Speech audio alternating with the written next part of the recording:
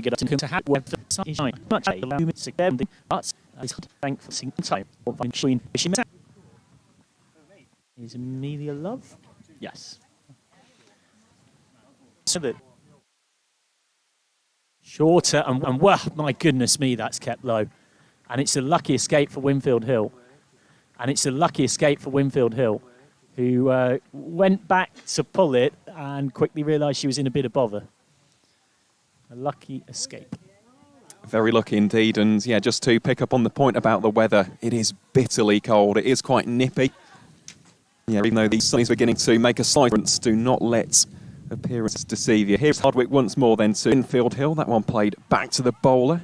Beats the dive from Hardwick, but goes to mid-on for no run. So that will round out the ends of the first over, at the end of which Yorkshire getting their first 2 runs on the board in this brand new competition. And we'll try our best as well, won't we, throughout the day, Michael, to keep you all updated with the scores on the doors from around the country. So much cricket taking place today. I was going to say, I mean, be careful that we do not overpromise and underdeliver, because there is a lot of scores and a lot of doors.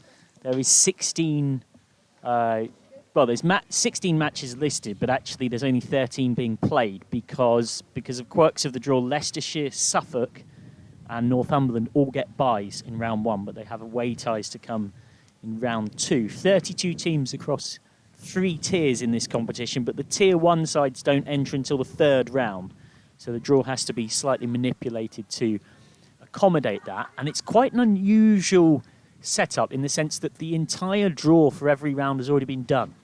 So you can actually map out the side's potential route to the final somewhat already.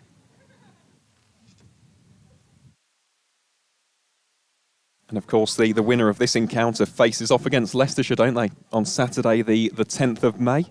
And then the winner of that game goes through to face Essex in the 3rd round. Here is Caitlin McDonald then, takes a little bit of pace off that.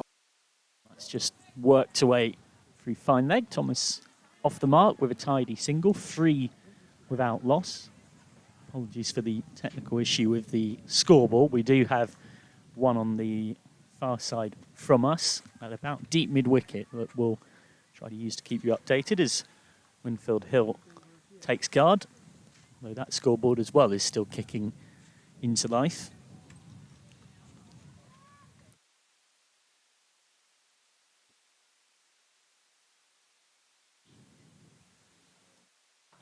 So a nice area, and it's well played by Winfield Hill, and that has managed to get through cover for 4. So it's Yorkshire's first boundary of the innings. 7 without loss in the 2nd over. Yeah, classic shot that, isn't it, from Lauren Winfield Hill, penetrating the cover region. It was a decent effort in the end from Millie Gray, just burst through the hands, and in the end, that is a welcome boundary for Yorkshire, their first of the day. And yeah, I'm just so interested to see how this pitch actually acts, because we saw Hardwick from this pavilion end taking pace off, and there was not too much bounce at all. It's McDonald again, and that one has strayed down the leg side. That will be a wide given by the umpire. Moves the score on to 8 for none in this 2nd over. It was definitely, we talk about that at cover, but it's definitely a feature of the game on Saturday. Derbyshire did not field as they might have liked. There's quite a lot of catches dropped and extra lives given to Yorkshire batters. Here's McDonald. That's a good area to be in. Quick single, and it's a well-judged quick single. It's good running from Winfield Hill. She knew that you've got at mid-off a right-handed thrower going 5 or 6 yards around to her left, and by the time she's done that, both batters can scamper home. Was a real move of experience, that, wasn't it, from Winfield Hill? Really good cricketing IQ and awareness on display there from the Yorkshire captain, and it is something which I imagine we'll see a lot today as well in terms of strike rotation. It is McDonald again then, this time to Thomas. Thomas expands there, this one picking up a little bit of pace on the outfield, and that is Erin Thomas's first boundary of the day. A lovely shot there from the Yorkshire opener. Suddenly, Yorkshire flying on to 12 without loss after a quiet first couple of overs, from which just 3 runs were scored. This is comfortably the most profitable over of the innings yet. It's not done yet. No, it isn't. Now, has put McDonald under a little bit of pressure here. No changes in the field as of yet. Still happy to operate with the 5-4. Yeah, not easy, particularly bowling in the power play, of course, only allowed a couple out. Well, let's see how she could round out this first over then. It is McDonald to Thomas. Yet again, this one really flighted almost. Plenty of loop arcing back into the right-handed Yorkshire opener. And that will signal the end of the second over. Of course, of which we saw a couple of boundaries, and that moves Yorkshire up to 13 for none. Yes. Just keeping track of things with a manual scoreboard that's currently operating in my brain. It does feel nice and old school, this, though, doesn't it? The fact that we here in the commentary position, we're having to get the inner scorer out for this game, and yeah, we'll keep you updated as best as we can. Hopefully, fingers crossed, we will have access to the electronic scoreboard at some point in this game. We've got access to it. It's just not updated. Frozen in zeros. Yorkshire fans will be assured to know that their team is not. 2 overs gone, and we've already seen that this pitch is going to present tricky trouble for batters. But one of the best around is facing up in Winfield Hill. In the sunshine now, goes back and just nudges this away into the onside. No run.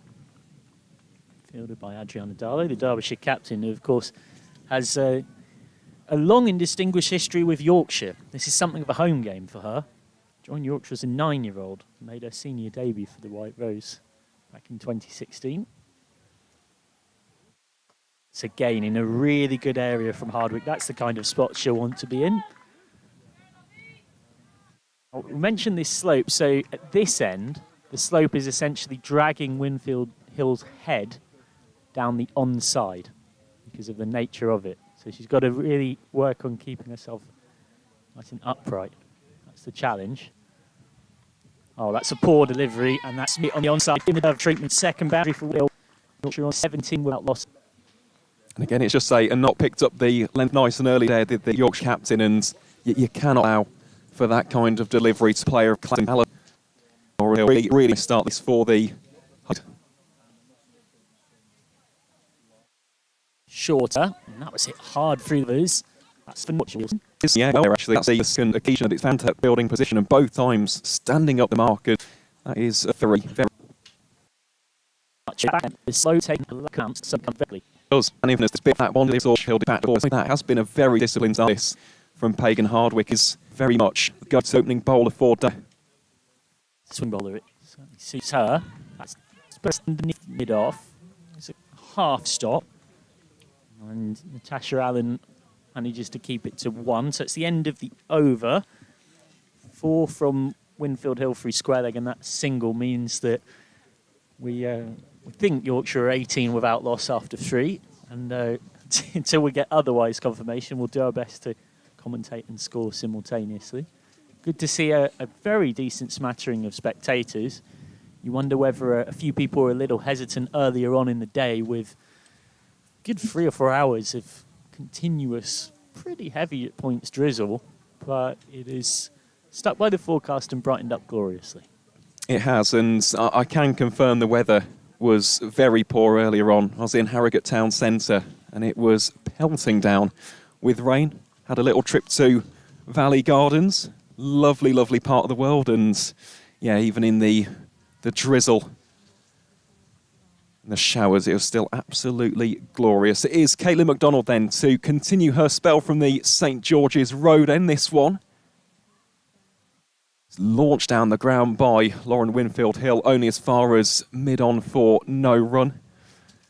Of course, this is a very historic venue. Plenty of first-class cricket being played here at Harrogate Cricket Club, and even a women's test between England and Australia in 1998. The match was drawn, and the late, great Jan Britton scored 167 for the Three Lions on that occasion. So it is an absolute pleasure and a privilege to be here covering this game at such a great venue. It's McDonald again. This one is carved over backward point by Lauren Winfield Hill. Just evades the desperate grasp of the fielder. And that is another boundary to add to this ever-growing count for the home side. Yorkshire now 22 for none. And Lauren Winfield Hill just beginning to get into a little bit of a groove here.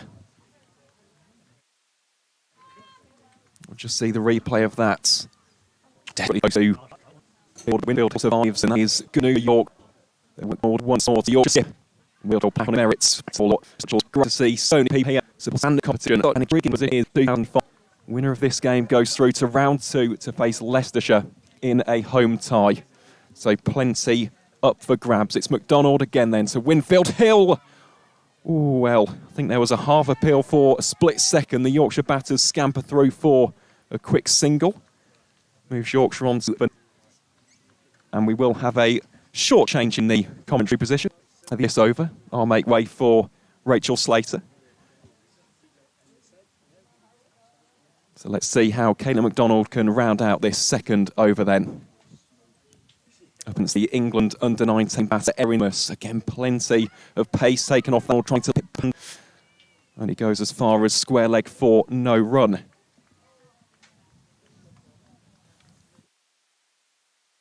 Solid start here for Yorkshire on a tricky deck. It was probably the right decision. Most agreed to bat first, but that doesn't mean it's any easier when you do.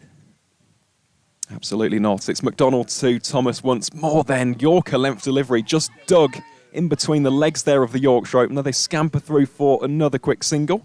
And that moves the score on to 24 for none after 4. So I'll make a quick departure. I'll leave you in the capable hands of Michael McCann. And in a few moments' time, you'll hear from Yorkshire bowler Rachel Slater. Thank you very much, Aaron. There's Aaron score at the same time. Making the tea at the mid company of Rachel Slater, who I imagine is understandably a little less happy to be alongside me rather than out there, as cold as it is. But really appreciate you coming on. Yeah, no problem. It's nice to do. I think it's first time on, so good to be here. McCollum. That's slightly overcompensated. It's a bit of a half volley. Thomas played it nicely. It was a good half stop at cover, but not enough to prevent it going to the rope. 33 without loss. Back-to-back boundaries. Lovely flash of the hands from Thomas.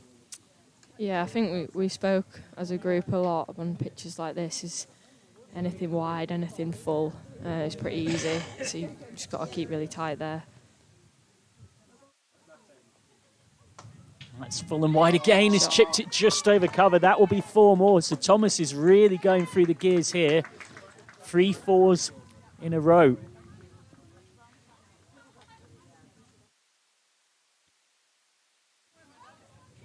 There's a moment where she might have thought that she'd chip that to cover, but the power came through and meant that actually it cleared it quite comfortably. And that now presents a dilemma for the Derbyshire captain, Darlow, who has responded by going for a deep cover and a deep mid-wicket.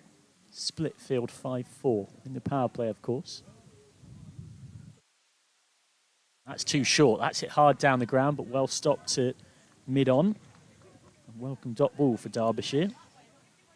Most productive over of the innings so far already. Yorkshire on to, I'll make it 37 without loss. Got a thumbs up from Aaron.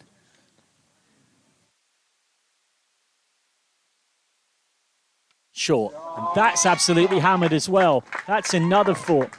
4th 4 of the over, all of them off the bat of Thomas, who's having quite the merry time of it. Yeah, I think that's kind of the difficulty with setting your fields and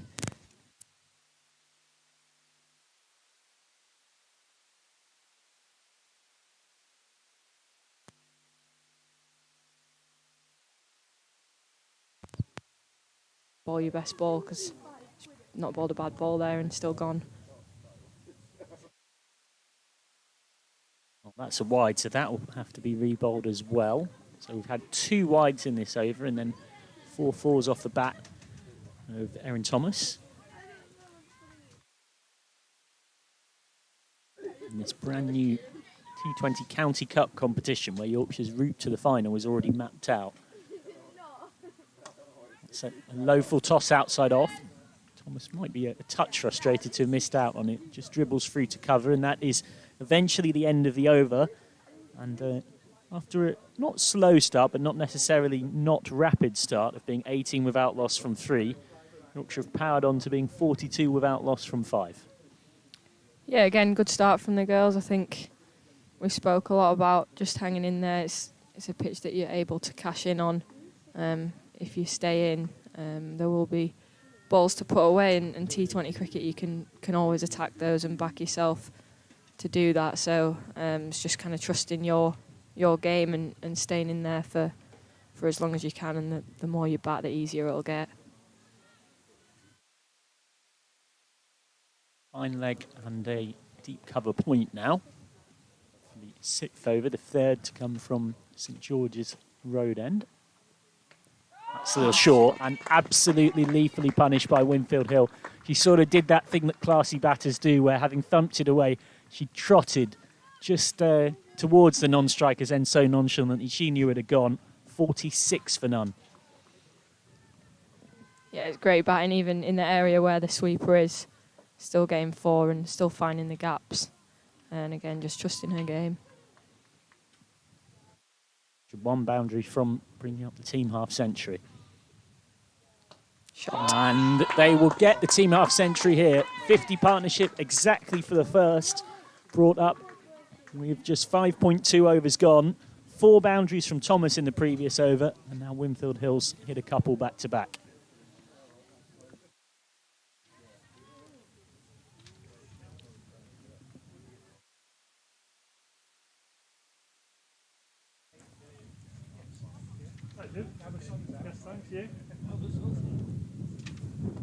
How can Derbyshire respond? Well, that is a very good delivery. That is an excellent response. Yeah, I think that's the kind of the 2 lengths that you've got a ball. You've either got a ball back of the length, the top of the stumps, or you've got to really try to go under the bat. Anything half volley length on this pitch is going to be punished, as we've seen.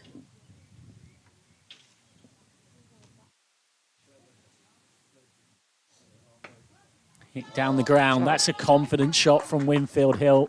That's almost straight off the golf course. Got the driver out and boshed it over mid-off. And Yorkshire flying on to 54 without loss. And I make it 7 of the last 9 deliveries have gone for 4. Yeah, again, it's just absorbing a little bit of that pressure up top. Now the ball stops swinging as much, I think. These balls don't swing for long, so absorb the pressure and then make the most of it when you're in, and it's a bit easier. Hill's ticking. The beans are going. 3 of the last 4 balls she's faced have gone for 4. It's a nice classical on drive. And initially they weren't going to get anything, but Winfield Hill runs on the misfield, and there's nothing that proves it was a better call than the fact that even with a direct hit was in comfortably. Picks up another 1 to her tally, 55 for none. On the electronic scoreboard, which is now ticked on the far side of the ground, confirms my maths. Thomas has 22 of them, and Winfield Hill has 29.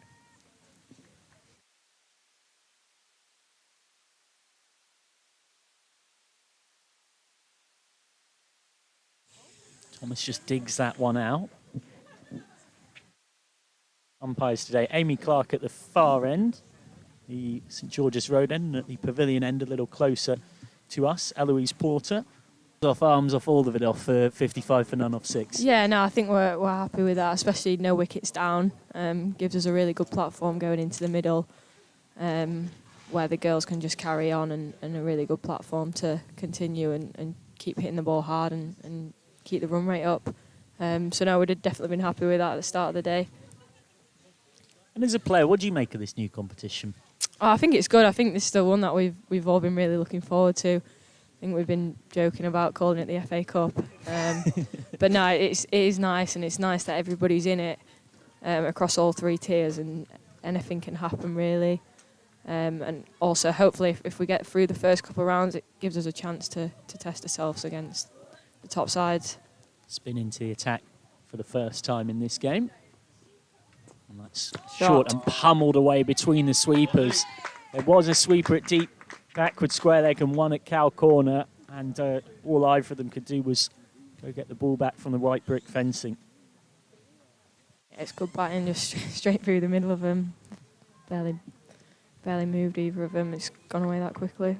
Picked up the length very fast and rocked onto the back foot. And that's a horrid full toss. And that will be stopped brilliantly by mid-on coming around. That's a very smart and committed piece of fielding to stop that one going for 4 as well. It's felt like it's been raining boundaries recently. You sometimes need that as a bowler. Bowler, a rank full toss, need a good stop on the boundary. Comes down the track and turns that into a full toss, but it's straight to mid-on. She won't be able to believe she's done that, Erin Thomas. She had looked $1 million for the 22 that she'd hit, and she has come down the track and hit a full toss from Rose straight to the fielder, 59 for 1. Yeah, I think she'll be disappointed there, but low full toss are the ones that catch you out sometimes, and yeah, just slightly toe end of the bat.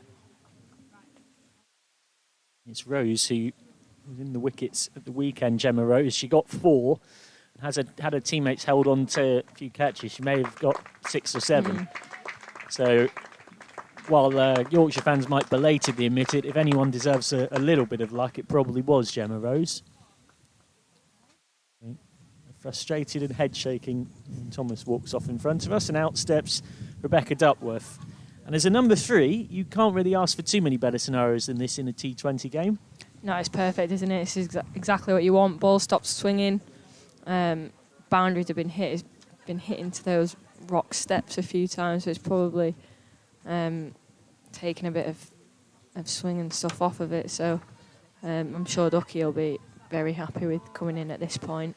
Yeah, and it's interesting chatting to Lauren Winfield-Hill a couple of weeks ago about Rebecca Duckworth. Said she'd always been a very classical 50-over player, but the more destructive side of her game has developed in recent times. This is a great platform to come out and show it. Facing Rose with runs on the board.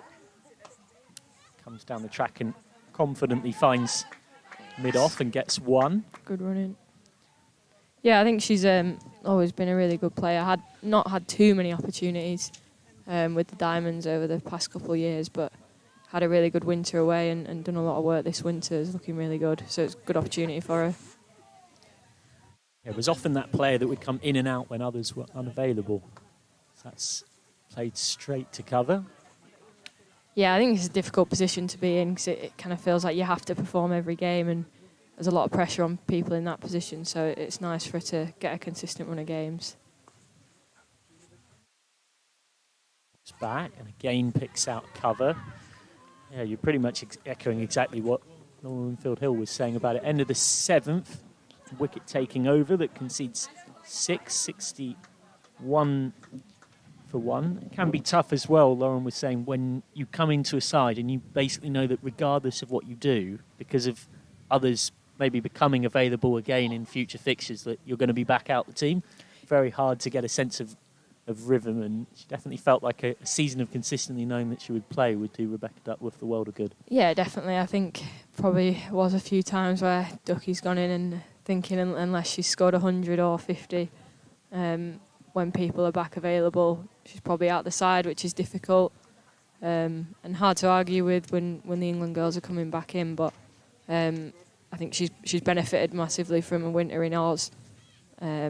And again, will benefit a lot from game time because you can bat all you want in training, but it's not the same as actually being out there in the middle in a game. Spin now from both ends.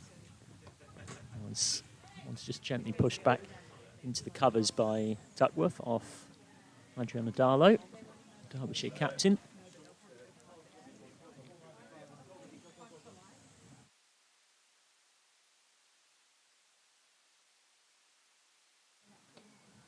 Just worked into the gap at mid-on for a single.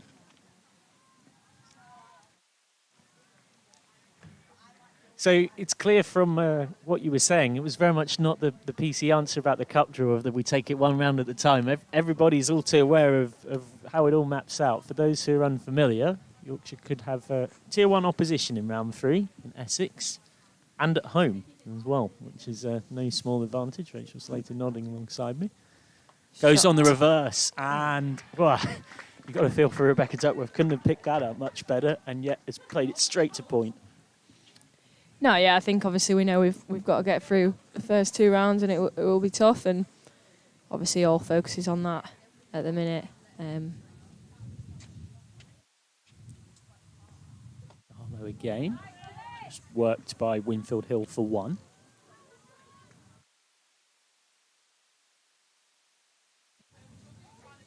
Yeah, so if Yorkshire get through this today, on the 10th of May, Saturday, at home, which is always nice in a draw, it will be Staffordshire or Cumbria. That would be round 2.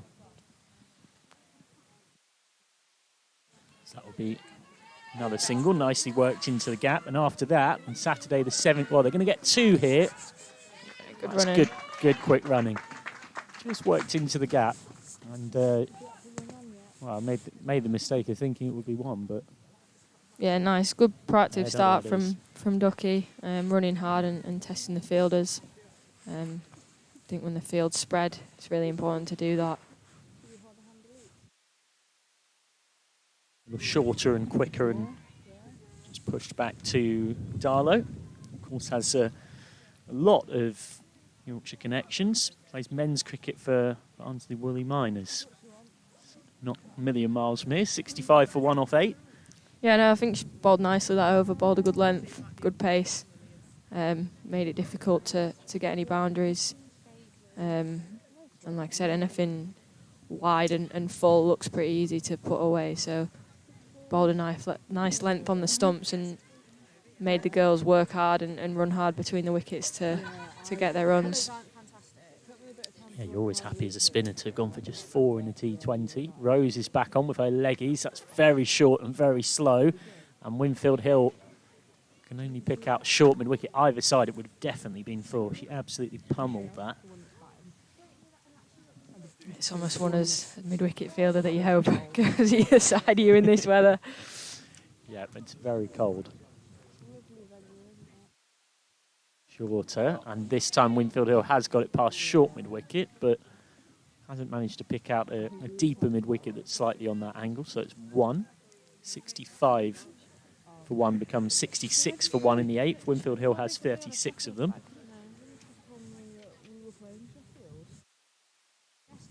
It's a real looper, and that's a full toss. Well fielded at cover point, though, so Duckworth won't get anything for it. I think you don't mind that. You rather try and hit through the field there than get caught out. She will feel she's missed out a bit, though. Comes down the track. That's nice footwork. Picks out long on for 1. Good confident shot. Yeah, I think that's the sign when someone's going really well and when they're hitting that well along the floor and have that much control of whether they're going over the top or along the floor, especially coming out the crease. Jane comes down the track and absolutely belts the full toss to the boundary. That is a lovely shot for Duckworth to get her first boundary. She moves on to 9. 71 for 1 in the 9th.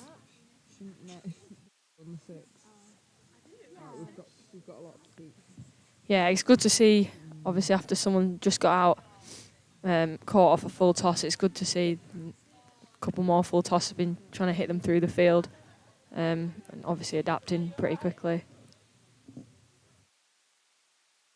Comes down again and hits this on the half volley for 4. That is a really classy shot, just to the right of the bowler.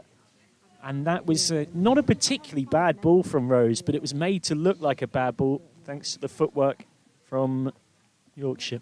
75 for 1, and Winfield Hill's flying along here. She's 44 not out. No, it's good. Hitting really good areas of the ground as well. Being proactive with where the fielders are out and where they're not. And again, I think just that rotating strike and running hard between the wickets, between the boundaries, gives you the licence to do that and makes it a lot easier than if you're facing a lot of dots. So obviously, it's been really good from the girls. What would you want from here then? 75 for 1 off 9?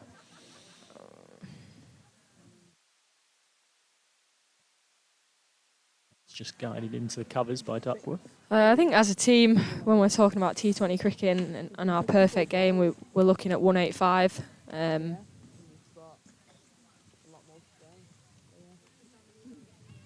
It's tucked away. There's good intent here. They want to, and they decide not to take it. And it was a wise decision.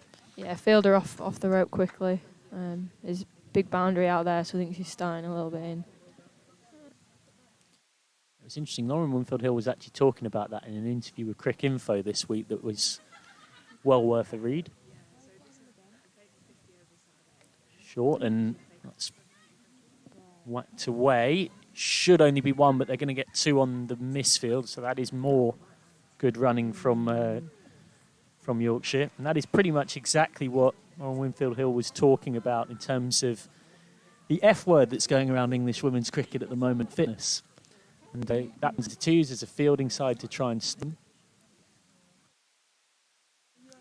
Reverse sweep, and that has gone over the fielder at short backward point for 4. That is very clever batting. That's the kind of shot that gives a fielding captain nightmares. And that is 50 for Lauren Winfield Hill. An excellent knock, brought up with a stylish boundary, 82 for 1, and she's scored the vast majority of Yorkshire's runs, having won the toss and chosen to bat on a tricky surface. The home captain has taken responsibility.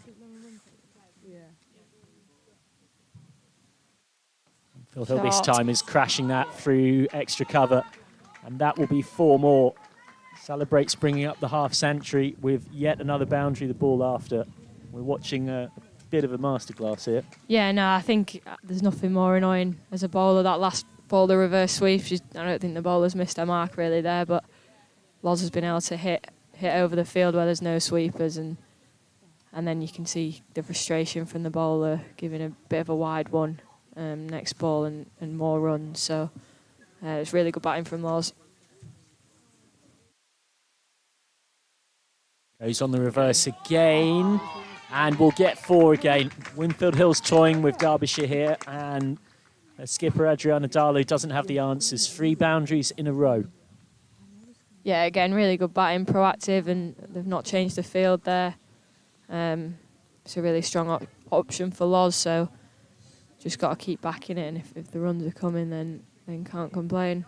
But yeah, we spoke as a team, like 185 is the perfect game. It's probably not always going to happen depending on the pitch, and it does look a little bit of a tricky pitch, but we're pretty on track for that, it's looking like. So with this platform, I think we'll be looking towards that mark.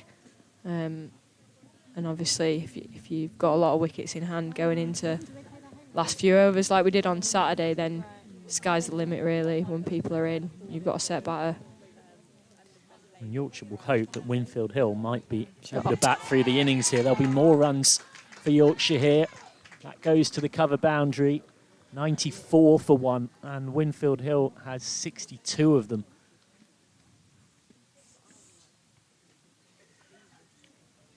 Yeah, it's good batting again, just taking advantage of them having that extra fielder up, trying to put pressure on the new batter, getting through the field and earn herself that extra fielder going out and get ones easier. So yeah, really proactive stuff. Forces a fielding change. That's a full toss that has been absolutely crashed. It's the first 6 of the contest. It's dropped in the crowd at deep mid-wicket.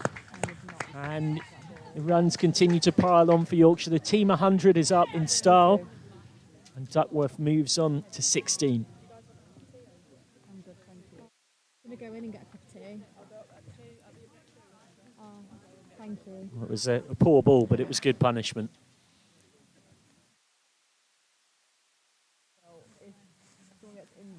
Just nurdled to short mid-wicket. It's good bowling, it's good length. That's where you want to be on this pitch. Make the batter, let the surface work and actually make the batter work hard for the runs.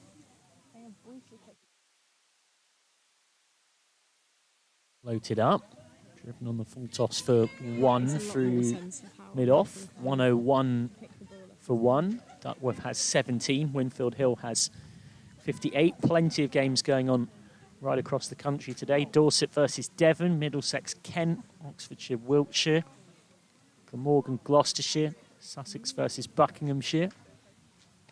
This time that is met on the half volley right between the sweepers at mid-on and mid-wicket. And Duckworth is starting to find her rhythm very nicely here. And Derbyshire have got all sorts of problems. 105 for 1. Yeah, it's good batting, just making it look easy. It's tough as a bowling side in this position, but no, they're making it look really easy. And again, as a group, we speak about scoring shots and trying to not have too many dot balls. And I think you're seeing why we talk about that. Been rotating really well, and then it just gives people the freedom to put the bad balls away when they come. Winfield Hill comes down the track again. Hasn't quite timed this, but it will still go for 4. It's still chipped over mid-off. She knew that was her margin for error. And where she was looking, she's on to 66, 109 for 1. Yeah, quick outfield. Just got to beat the fielder, and again, really good batting, hitting the area where there's no sweeper. Kind of talk about hitting that 5th fielder, where in the men's game you probably would have that fielder out, but obviously in our game you can only have 4 people outside the ring. So how can you access that 5th fielder? And Loz is doing that really well at the minute. After a few more words from Rachel Slater, Aaron Varley logged her.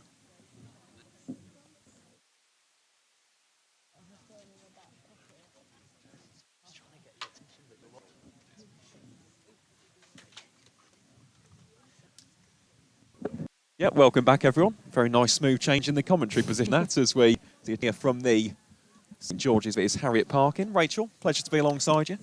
And yeah, what a start this has been from Yorkshire so far. Absolutely piling on the runs, 109 for 1. It's been a cracking start, this, from the hosts to kickstart the T20 Cup campaign. And that one just goes wide of the fielder. Will come through for a single.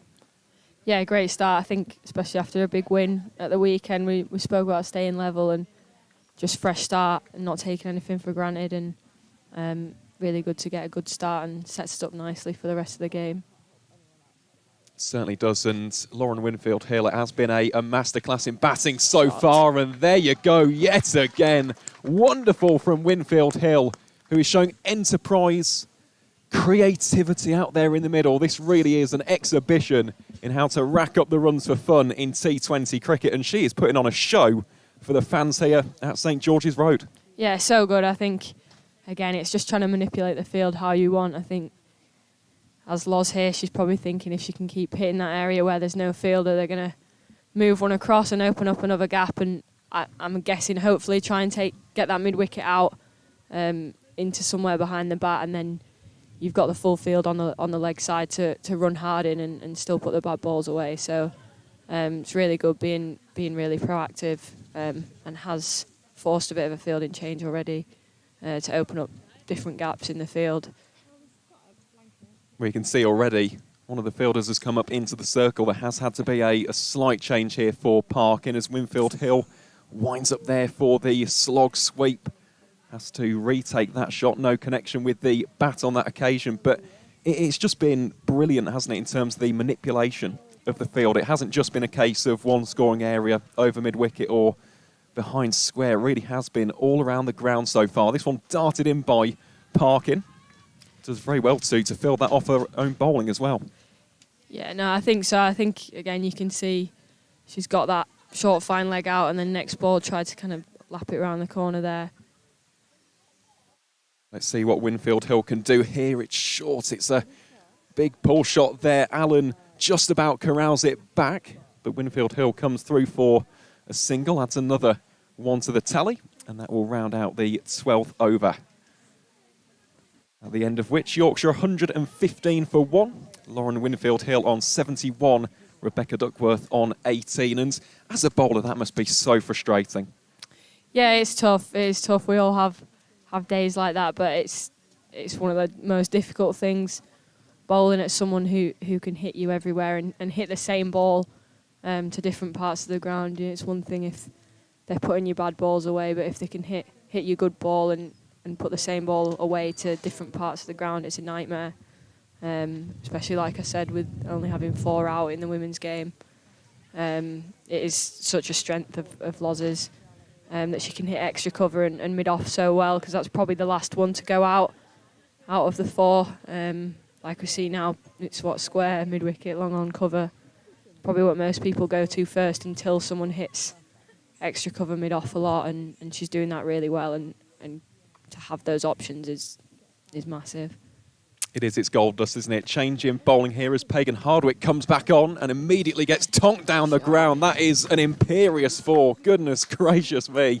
This is some display of batting from the home side so far, and yeah, it doesn't matter where the Derbyshire fielders are at the minute. Every single delivery seems to be going for at least 1, if not 4. Yeah, I think that like the placement of where she's hitting it is so impressive. Like a few times hit between two sweepers and there just hit the sight screen. And it's so much skill to be able to do that. Certainly is. It's Hardwick to Winfield Hill once more. This time goes aerial out towards square leg, just about beats the fielder in front. And that is yet another boundary. Goodness me, this is marvellous from Yorkshire. And even better from Lauren Winfield Hill. We'll see a replay of this one. Look at that, gets down on one knee, just beats the fielder in front of square and sends it into the crowd, who must be absolutely revelling in this so far. That moves Winfield Hill on to 79 as well. It's Hardwick to the Yorkshire captain. This time goes for the reverse. That is absolutely ludicrous. Chase on here for the fielder. Gemma Rose will be beaten to it by the ball, and this is exceptional. Yeah, again, a little bit of luck there, top edge over the keeper, but I feel like she's earned her luck today, definitely, and it's a good option for her. No sweepers out there, so earn your luck a little bit. But no, it's really good batting, and you hope that she can continue this for 20 overs, and it gives us a really good platform. Really does. It's Hardwick again. How can she respond against the Yorkshire skipper? Well, this one will just drop short of the fielder. They think about coming through for a single. Wise call that from Rebecca Duckworth, just to send her captain back to the striker's end. There was never a run on in that situation, but I suppose the million-dollar question, Rachel, is how on earth do you bowl to Lauren Winfield Hill, especially when she's in this kind of form? I think you've just got to be really tight with your lines. You almost want to try to be hitting leg stump a little bit, especially when you've got a leg side dominant field here. Let's see what Hardwick can concoct on this one. Well, she's been struck on the pad. There's a half appeal from bowler and keeper. Don't think there was too much in that one, to be honest, as we'll see the replay here on Yorkshire TV. Well, it was tailing back in slightly, wasn't it? It looks close, that. I think it was just because Winfield Hill, line, yeah, she stepped out, didn't she? Better result that for Hardwick as Lauren Winfield Hill uses the feet again. This one will just bounce short of the very straight, long gone fielder. Another single to add to the tally. Yeah, I think bowled well there, back end of the over. Really good comeback. Again, just that slightly straighter line, good length. Like I said before, you've kind of got to be top of the stumps or right under the bat. Anything in between is looking pretty easy to put away. So, yeah, good finish to the over, and you can see there Loz has kind of edged a couple, missed a few, and few up in the air, one bounce to fielders. So I think that's definitely where they want to be bowling, and hopefully Loz can just kind of reset here and absorb a little bit of that pressure and go again. Most definitely. It is staggering, though, isn't it, to think that Erin Thomas dismissed for 22, Duckworth on 18, and Winfield Hill in ominous form on 84 not out, and she's played that one delightfully. That one cannot be chased down by the fielder. Swept very fine for 4, and that is a very fine shot from the Yorkshire captain. Yeah, I think that's like I was saying 2 overs ago. She's earned the right to do that. She's got that extra fielder across onto the offside into a short third with that reverse sweep, and then opened up that gap. Probably an easier shot to play going with the turn with off spin. So it's really clever batting, and I think, yeah, it's open again, so I won't be surprised if she goes again. Well, let's see. This time goes for the reverse. Think about coming through for the single, sent back by Duckworth, so it will be no run. But this must just be an absolute nightmare for a spin bowler. She's using her feet. She's scoring all around the ground. She's using the traditional sweep, the unconventional reverse as well. It's extraordinary to watch this so far from the former England cricketer.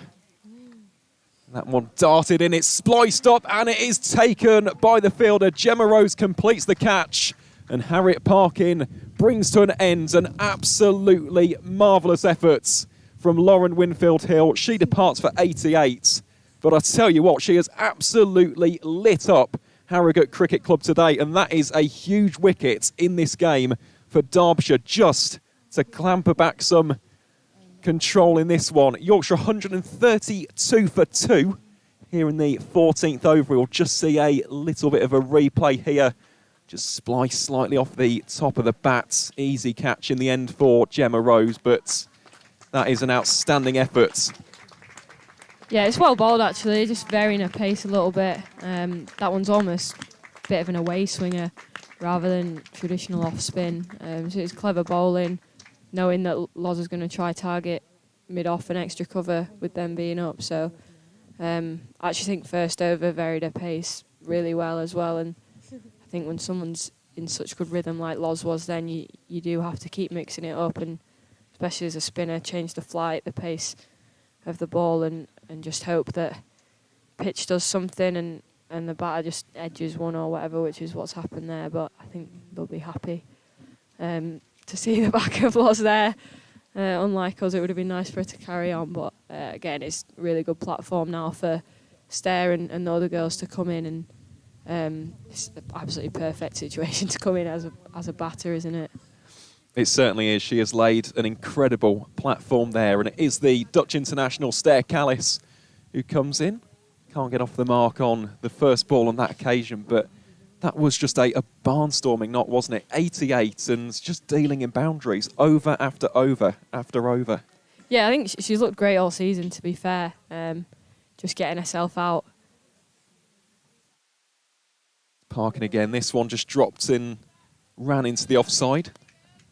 Smart cricket there from Stair Callis. Yeah, very good. Get off the mark quickly and get Ducky on strike. She's the in-batter here. And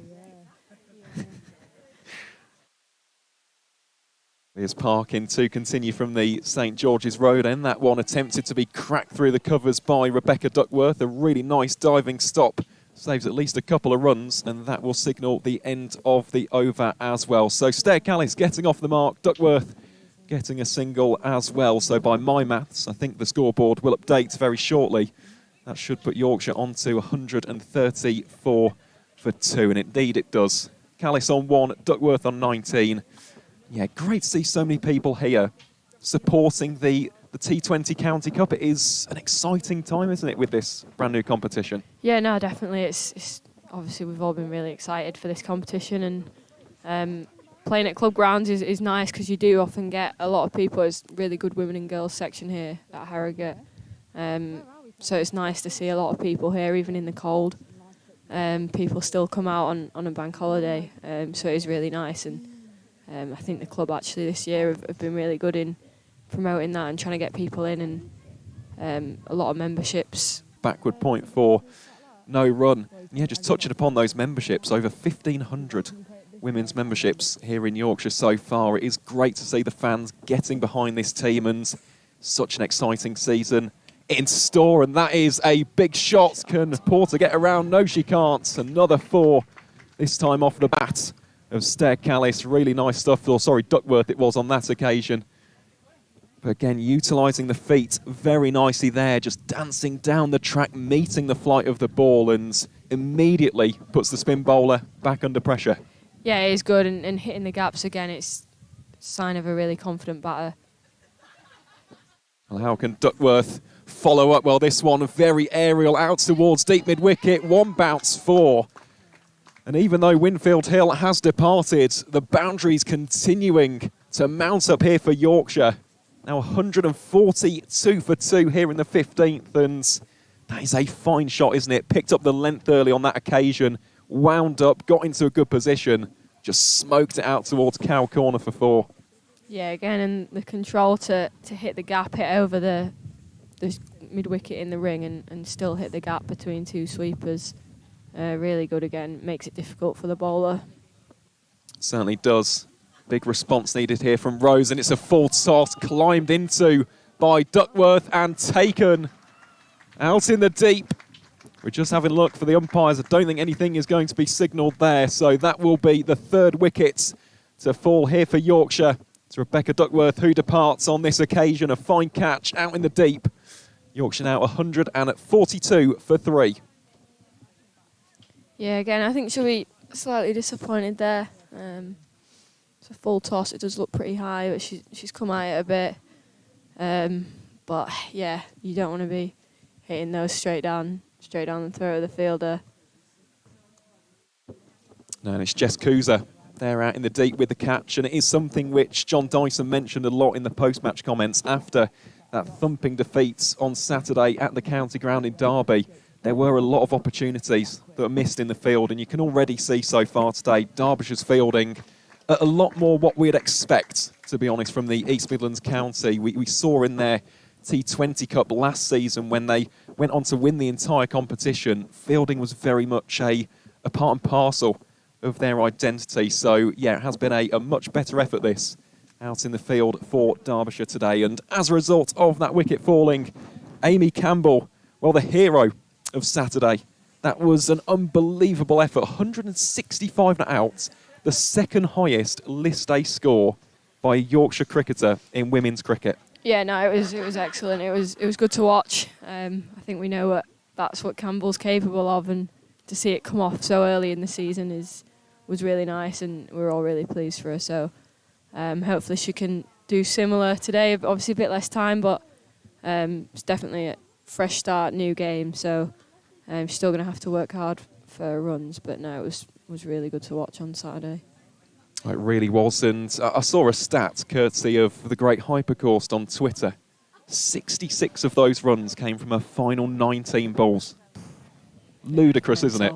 Absolutely crazy. And here is Campbell, rocks onto the back foot, plays that out towards deep mid-wicket. They think about coming back for 2. There was a slight bit of hesitation there between the Yorkshire batters in the end, though. Yeah, good running again. I think there's a big boundary out there, but as a fielding team, you're probably wanting people to be sat 5 or 10 yards off that boundary, because someone's going to do well to hit it over your head that far away. Well, if anybody can, it is Amy Campbell, isn't it? Let's face it, we saw it on Saturday in Derby. Plays that one nicely down the ground for another run. Moves the score on to 145 for 3 at the end of 15. And this is just the ideal foundation now, isn't it, for the middle order hitters to come in and really put the foot on the accelerator heading into these final few overs. Yeah, I think so. I think what people have done well coming in as well is not trying to get carried away and not trying to hit boundaries straight away. Still rotating strike and getting 1s and 2s early. And if you can, first 10 balls, get to 10, 15 just by running hard and putting the bad ball away, then it's a lot easier. As we saw with Loz, just running hard in the early stage of the innings, and then you already have a really good platform. I think T20 cricket, it's important to try be proactive early and run hard. And usually, like your 1s and 2s and running them is what's going to win your games in close games. Most definitely is. I always think it's a very underappreciated aspect of cricket, especially in the modern era when all of the glitz and the glamour is the 4s and 6s. But strike rotation, so important, just picking those gaps. It's Darla then fires that one in towards Campbell. That would have been a special effort. I think it was Sophia McCullum there with the, yes it was, the fielder with the one-handed attempt. Darlow slightly frustrated there. We'll see a replay of that one, just a little bit too high on that occasion, just to bring it back under control. That could be a big moment, though. Amy Campbell dropped on 2. Yeah, tough chance, but I think especially when batting team's going so well, you almost just need them to stick.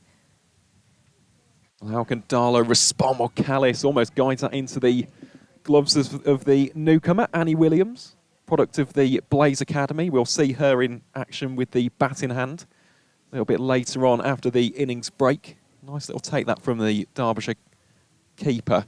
Here is Callis again. Shifts the momentum onto the back foot, plays it out towards the deep point region for a single. And of course, we've spoken predominantly there about Amy Campbell, Rachel, but Stair Callis, I mean, she will be absolutely relishing this opportunity. Yeah, definitely. I think she's batting well at the minute. She's playing a lot of cricket and in good rhythm, so great time for her to be in. Certainly is. It's Darlow to Campbell once more, slashed out towards backward point. It's Hardwick with the shy at the non-striker's end. Applauded there by her captain. Some good fielding there from the Derbyshire seam bowler. Yeah, I was watching Steph for Warwickshire last week. Goodness me, when she really does get a good connection with the cricket ball, it flies for miles. So it does not matter how far the boundary dimensions are here in Harrogate. And this one, she attempts to slice behind backward points. Slight misfield there from Jess Cooser. Restricts it to just the 1 run, but so far, so good in this over from Derbyshire. This has been a pretty disciplined showing from Darlow so far. Yeah, I think so. Again, varying her pace and flight really well and bowling a good line, making it difficult to get boundaries away. Certainly is. Well, Campbell using the feet there, attempts to drill it down, and it's beaten. The efforts of the fielder. Another boundary for Yorkshire. And that will bring up the 150 for the home side. Amy Campbell gets her first boundary of the game, and how crucial could that earlier drop be? As we just see the replay of that stunning shot. A really nice connection on it. It was just, yeah, the misfield eventually allowing it to go for 4 runs. So at the end of the 16th, Yorkshire 153 for 3. Campbell on 9, Callis on 3. I think at the innings break, we will try our best to update you with the scores on the doors from across the country. As Michael mentioned a little bit earlier, so many games taking place. It's exciting, though. I must say, as a commentator, very much an FA Cup kind of a feel for it, really. The fact that there's so many incredible matches taking place up and down the country, one of which has some involvement from our fellow co-commentator, Dr. Jane Powell. She's doing some coaching for Herefordshire. Oh, okay. And they are playing Cambridgeshire in Coventry today. So, yeah, that's an interesting fixture. We'll keep you updated on that one as and when we can. So it's Parkin now from the pavilion end. This one met on the full. That'll just be a single. Yeah, no, I think it's good. It keeps people involved. I think in the past with professional women's cricket, it's kind of been like those top 8 sides, and if you're not quite there yet, coming like out of academies and stuff, you kind of just drop out of the game. So it's nice now. We've got this tier system, and there's somewhere for those girls to play regular cricket at a good level and work their way up if they're not quite ready at 18 when they leave academies. So I think it's just going to benefit everyone. Most certainly is. It's Parkin to Campbell. This one attempted to be worked around the leg side. Ultimately fielded there by the aforementioned Williams for no run. Interesting field here, actually, for Derbyshire as well. Parkin putting the 2 straight fielders very, very straight. Long off and long gone. Ooh. Well, that is the exact same reaction I had there, Rachel. It was one of those shots which wasn't really a connection at all. We'll see the replay here from Campbell. Snooker cue almost. Very apt time of year as well, of course, with the final taking place at the Crucible today. Parkin darts that one in. Well, she's gone up for the appeal. Whether or not that's actually flicked the fingers of the bowler, not entirely sure the umpire was in the best of positions there. Whether or not Callis got back or not, we'll wait and see. Let's have a look.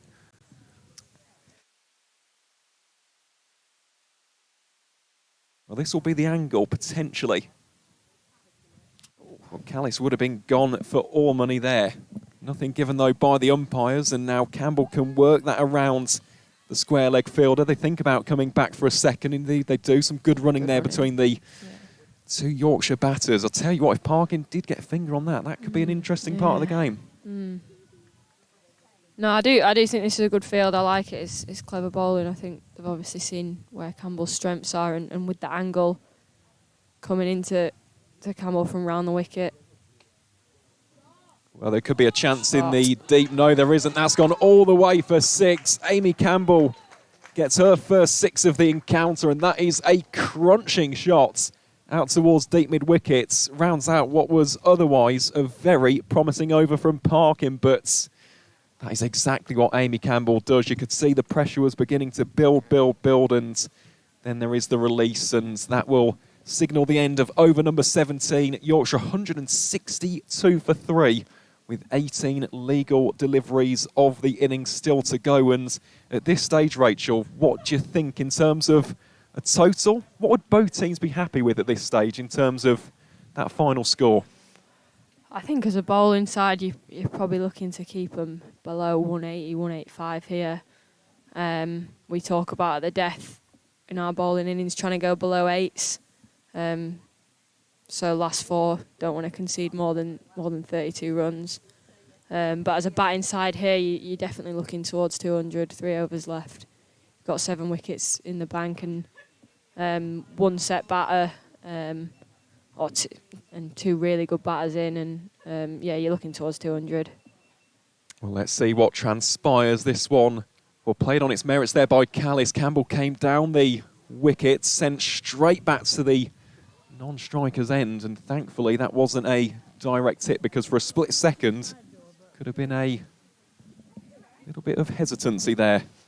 So it's Darlow to continue from the St George's Road end, and Callis launches into that one, plays it very nice, almost arrow straight down towards the long-on fielder for 1 run. And in terms of these two, so aggressive, aren't they? In terms of their play style, they will absolutely love this chance to score big. Yeah, definitely. I think especially Campbell, this situation suits her really nicely. You can see straight away she's got off the mark and got set really quickly, and hopefully can continue. Well, it is Darlow to Campbell. Shot. Campbell goes aerial, nice and straight, down the ground. 4 more runs. Yorkshire now 167 for 3, and Amy Campbell, who was dropped very early on in her innings, now moves on to 21. You can just see the confidence. You can see there's a certain groove and rhythm to this scoring as well, something which Lauren Winfield Hill a little bit earlier on displayed by the bag load, and now you can see Campbell utilising those different scoring areas. This is high quality batting from the home side. How can Adriana Darlow respond? Well, that one a bit wider, flashed through the point region for, I think, just the 1 run. In fact, there's a misfield there from Caitlin McDonald, allows the Yorkshire batters to carry on through for a second. Moves the score on to 169 for 3, with Campbell scoring 23 of those. Slight change in the field as well. I think Gemma Rose, well, in fact, there isn't now, because she just moved back into that 3rd fielding position, was attempted to go to fine leg. That one drilled back to the bowler. Will be no run. Darlow just keeping it rather tight. Not really allowing for Campbell, aside from that one where she met the flight of the ball, to open up the arms as of yet. It is Darlow to Campbell. Campbell, well, it's a carbon copy, isn't it, of the previous shot that we saw that went for 4. And that is delightful batting from the searingly in-form Amy Campbell. Rounds out a pretty productive over that for Yorkshire in the end, at the end of which they are 173 for 3. Yeah, it's good batting again. I think hitting where that sweeper isn't, but it probably doesn't matter if that long off is out anyway, because she's hitting it so straight on a quick outfield, and the control to just keep hitting the sight screen so well. It's a nightmare as a bowler, but I think probably as a spinner, it's probably where you need to be brave and try get your cover up and back yourself to bowl that good length straight, and keep the batters hitting straight, rather than just having your cover out in case you bowl a wide one, especially when batters are going so well and are hitting well straight back over your head. You've probably just got to be a little bit braver there. Here is Pagan Hardwick then to bowl the 19th over, and that is a very fluent shot from Stair Callis, who you can just see a little bit of a reaction there as well from the Dutch international. I think she was a big fan of that shot, and yet again, arrow straight down the ground. This is delectable stuff so far. Yeah, she'll be straight on MV play after the game looking for that one. And rightfully so. That is glorious. It's nice though again, and brought a fielding change. Well, how can Pagan Hardwick respond? Well, that one almost bowls Callis. Deflects off the thigh of Williams behind the stumps. The Yorkshire batters come through for the bye. I think, yeah, again, that's where you see the benefit of being a bit braver with your field, is making the batter play a shot that is not really there to play and making them take a risk. I think so if they'd have kept that fielder long off up, Stair's probably going to go get another boundary there. So it's good fielding change and making batters take risks. Really is some good cricketing IQ on display. Well, this one, it's a full toss. Campbell has dispatched it over the top of the fielder. Another six. Campbell's second of the piece moves her on to 33. The score 183 for 3 now. That's a big hit.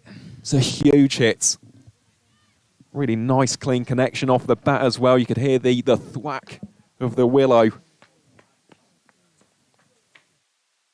This is imperious stuff. Really, really good finishing so far from Yorkshire. Well, this one slightly shorter from Hardwick, dropped to that wide, long off position. Oh, good running. Really good running. Top quality running. The throw from Allen didn't quite have the velocity to trouble Callis at the non-striker's end. We'll see the replay of that one. Look at that. Good swing. Yeah, good running, I think. Good awareness from Stair to try and get Campbell back on strike. With over and a half left, you want Campbell to face as many of these balls as possible. We certainly do. It's Hardwick again. Campbell, well, I think that will beat the fielder. Yes, it does. Just to the left-hand side of Natasha Allen. 4 more runs. Puts Yorkshire into the 190s here.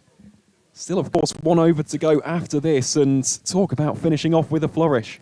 Yeah, definitely. And I think, again, it's that running between the wickets. It just makes it so hard because it's fielders are kind of in two minds of, do you sit on the rope or do you come 5 in and try and stop that too? But we're doing both really well, so making it difficult. Campbell expanding out towards the offside. That is an outstanding piece of fielding from Ella Porter. Down at long off, stretching out to the right-hand side, restricts it to just 2 runs, but either way, that is a stunning over for Yorkshire County Cricket Club. The score now 192 for 3, 6 legal deliveries of the innings remaining, and 200 definitely up wraps here. No, definitely. I think we're probably looking above 200 now. But again, that's the benefit of having a platform and having set batters in at the end of the innings. It's something else we talk about a lot. It's so difficult as a bowling side when you've got a set batter in those last 3 or 4 overs.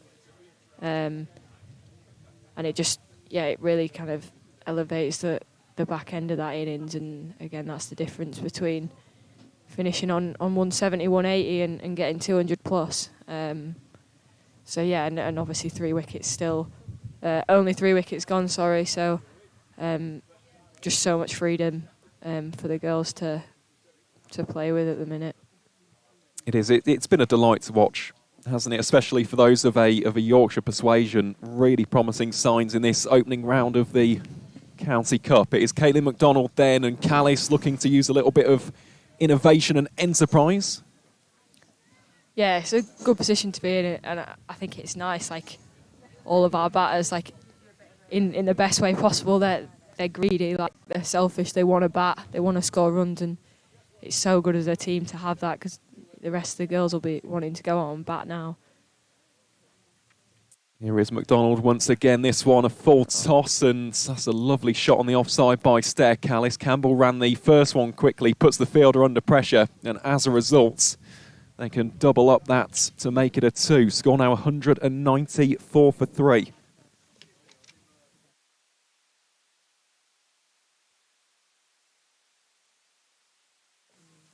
So 4 more deliveries of the innings remaining. McDonald versus Callis. The Dutch international on 11. Campbell at the other end on 41, looking for a 50 if possible. Callis now, that is absolutely impeccable from Stair Callis. You can see this for the past few overs. She's been winding up to utilise some of that creativity and flair with the bat in hand, and no fielder in that region. Plenty of green grass to put the ball into. Yeah, it's clever again, just hitting where the fielders are, and it makes it really difficult because I don't think the bowler's missed that much there. I don't think it's a bad ball, but any contact on that, and it's 4, so it's clever batting. It is. It's marvellous batting that from Stair Callis. And there you go. Meets it on the full. Works it out into the cover region. Some good fielding. Restricts that. Limits it to just 2 runs. So score now moves on to 100. In fact, that's 200 now up for Yorkshire. And thoroughly deserving as well. It's been a magnificent innings. 200 for 3.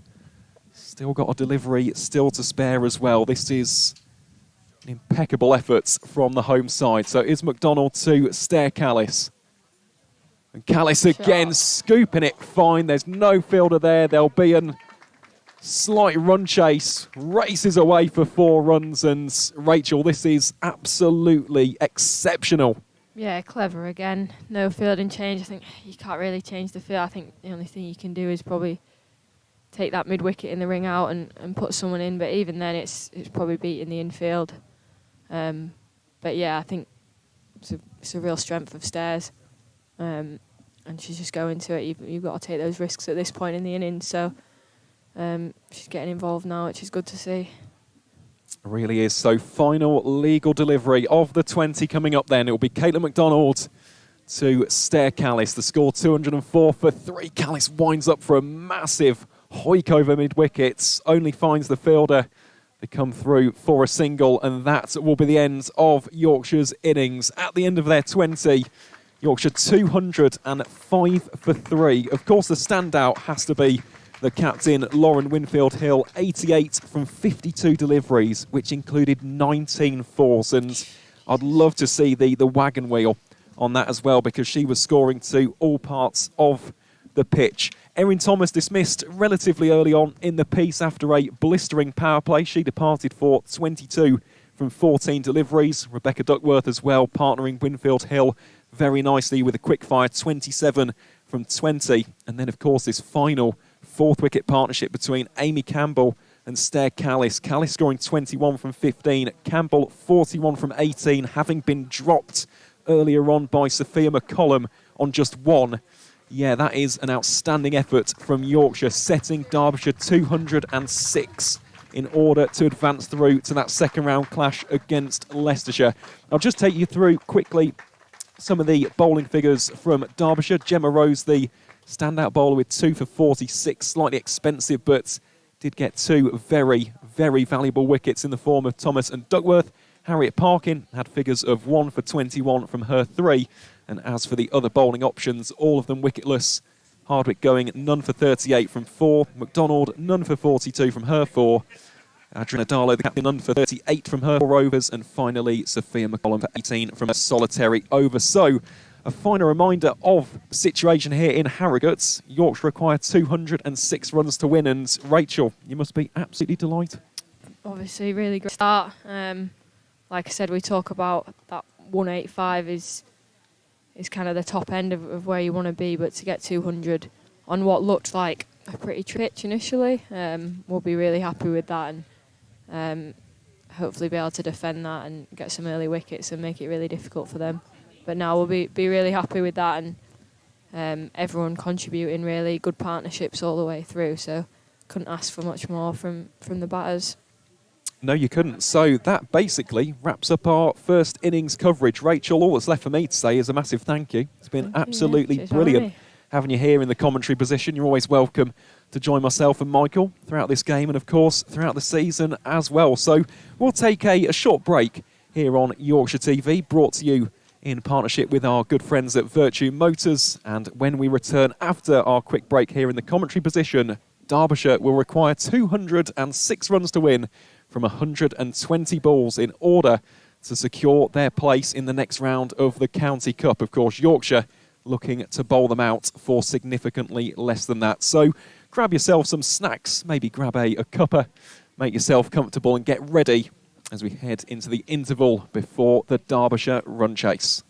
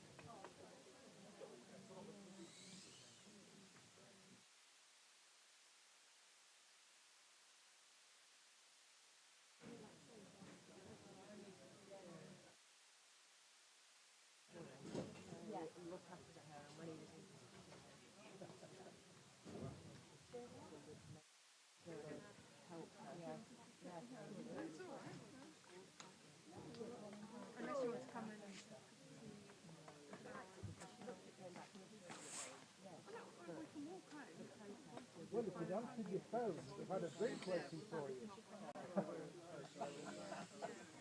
Because I was at the front of the...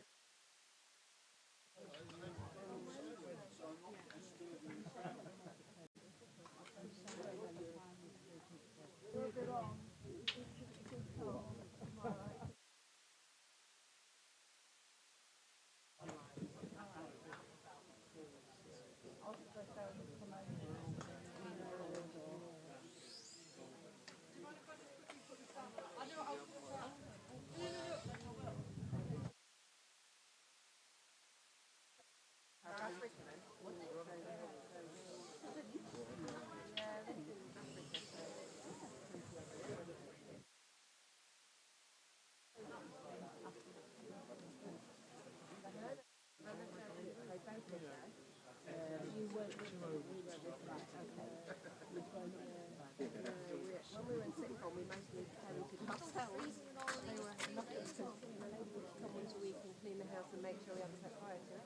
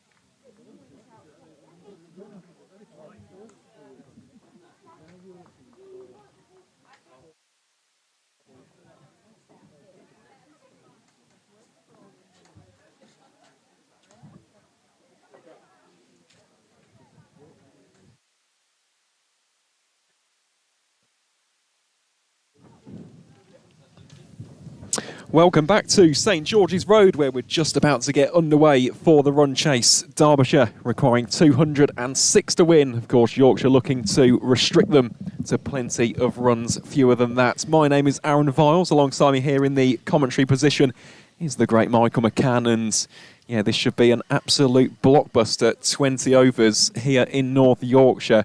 A reminder, or a correction I should say, beforehand when I incorrectly said that the winner of this encounter will face Leicestershire in the next round. In fact, they play Cumbria or Staffordshire. We'll keep you updated with the final score from that one in due course, but that game will take place on Saturday the 10th of May, so plenty up for grabs in this brand new exciting competition. And yes, so many games taking place up and down around the country, so almost ready to get back underway here. It will be Beth Langston to start us from the pavilion end. Jess Cooser and Sophia McCollum out there in the middle for Derbyshire, and it is the aforementioned Cooser who is on strike at the minute. Michael, welcome back. Hello.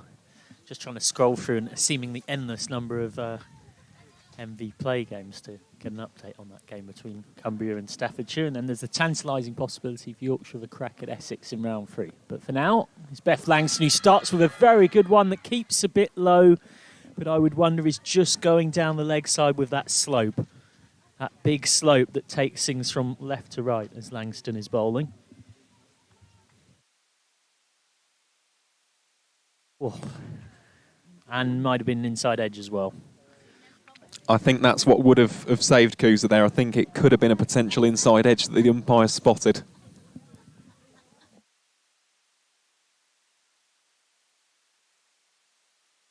So Langston again inducing the drive there of the Derbyshire opener. No run on that occasion. So to run you through the 13 games going on today, Lincolnshire, Cheshire, Staffordshire, Cumbria.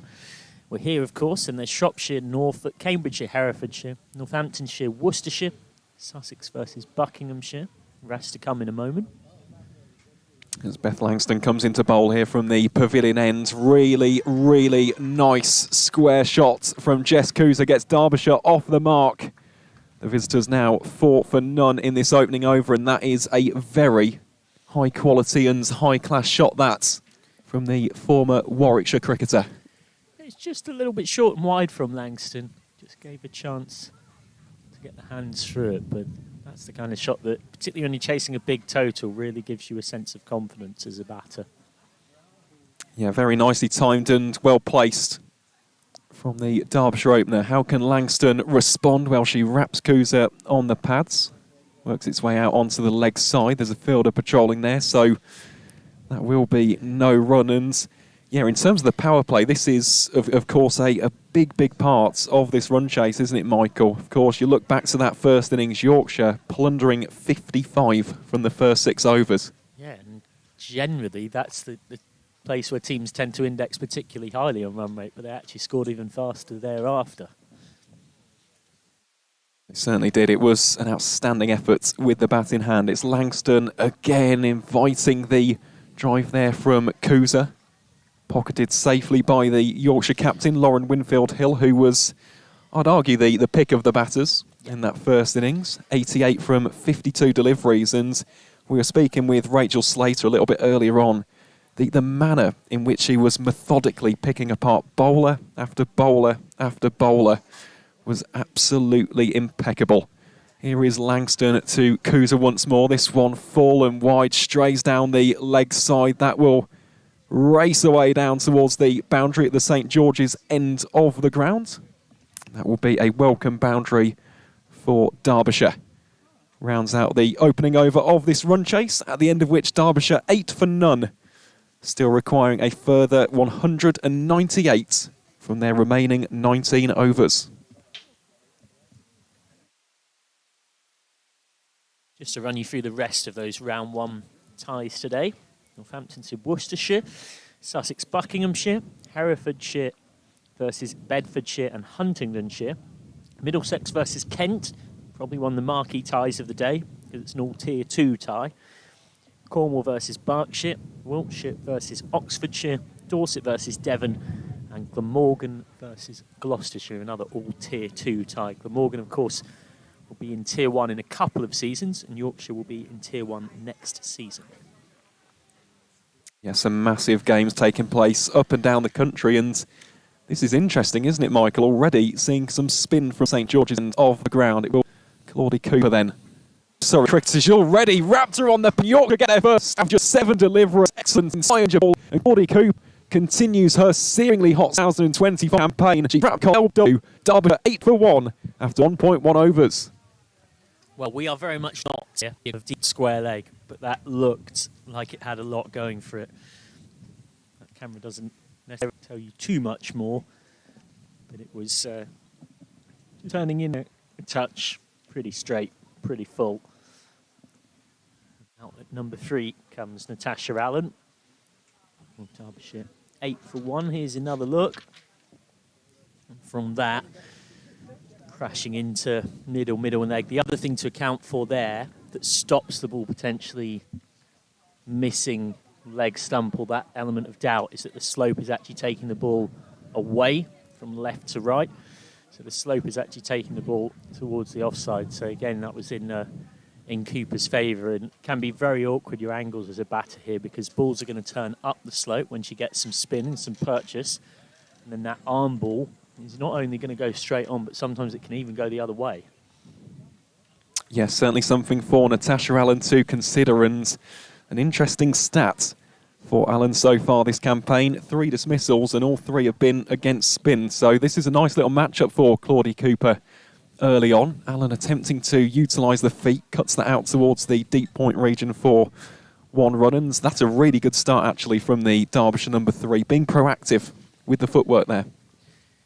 Yeah, and it's also psychological for Derbyshire here. You're playing the same opponent that 48 hours ago in a 50-over contest beat you by 315 runs. They've then gone and piled 205 on here today.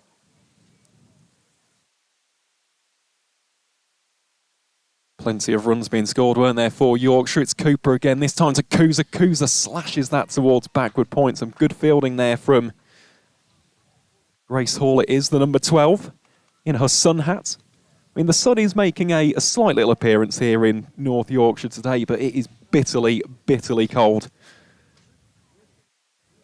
So it's Cooper once more, this time to Kuza. Kuza attempts to put that on the onside. And the fielder in there at short mid-wicket for...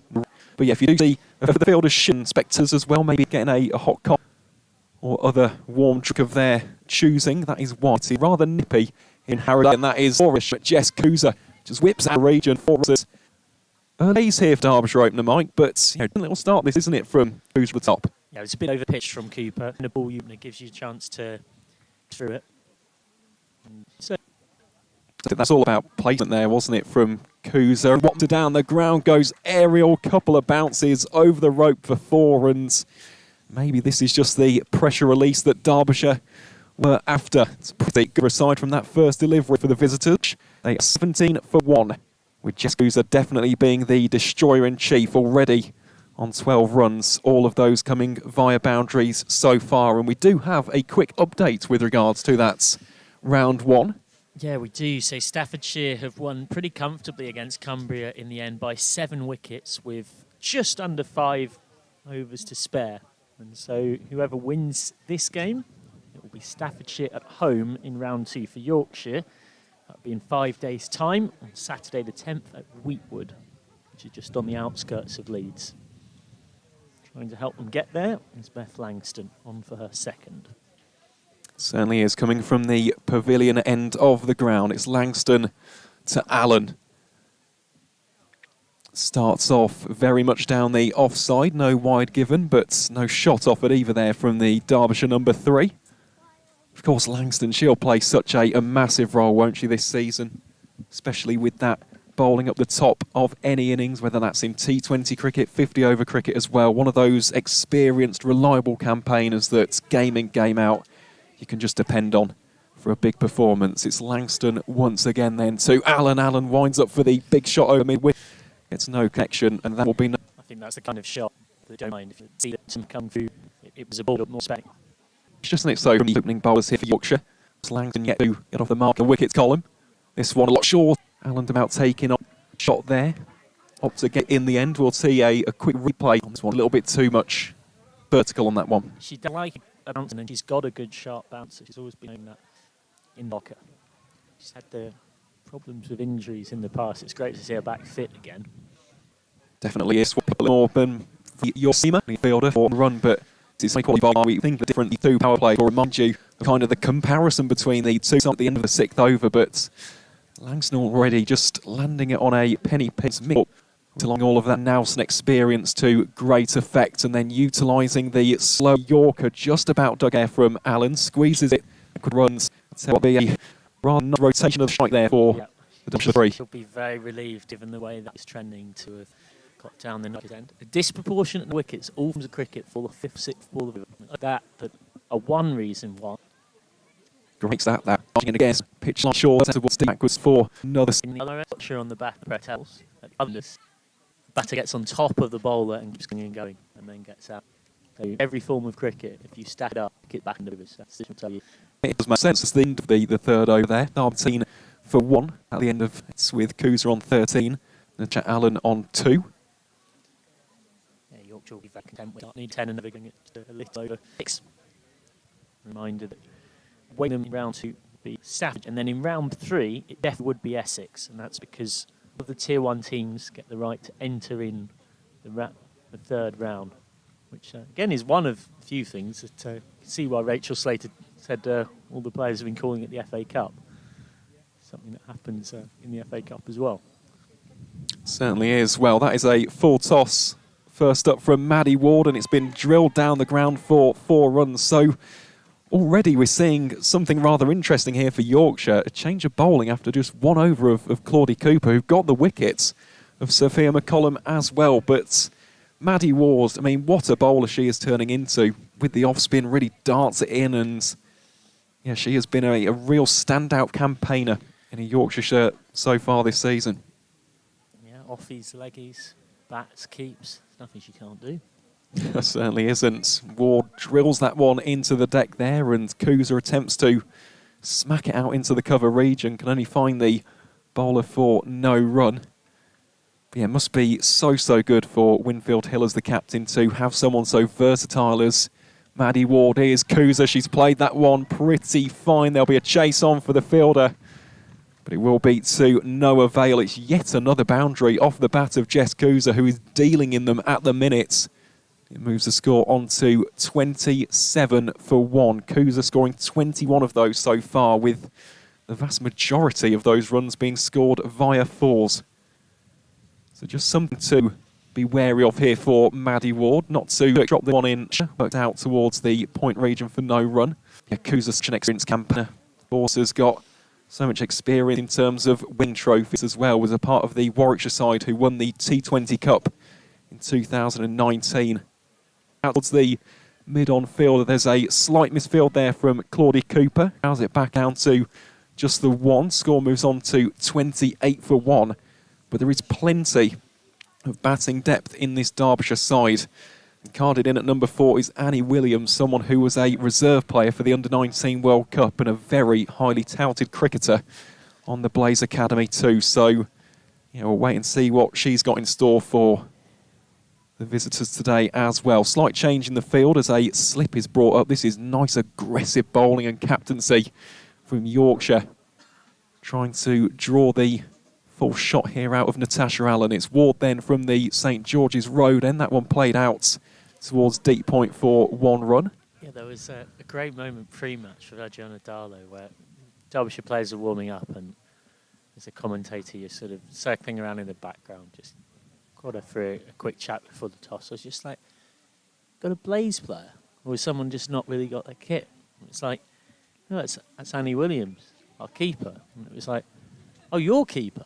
It's like, well, yeah, we didn't have a keeper, so we got her in. Pretty good idea. Always a good idea to rock up with a keeper. And, of course, that goes back to the eligibility. Easy to say that in a rush. Issue for Ellie Nightingale, what with a Yorkshire connection that is very much active. And, of course, no Megan Pittman today either. Yep. Who would be the regular keeper. One change.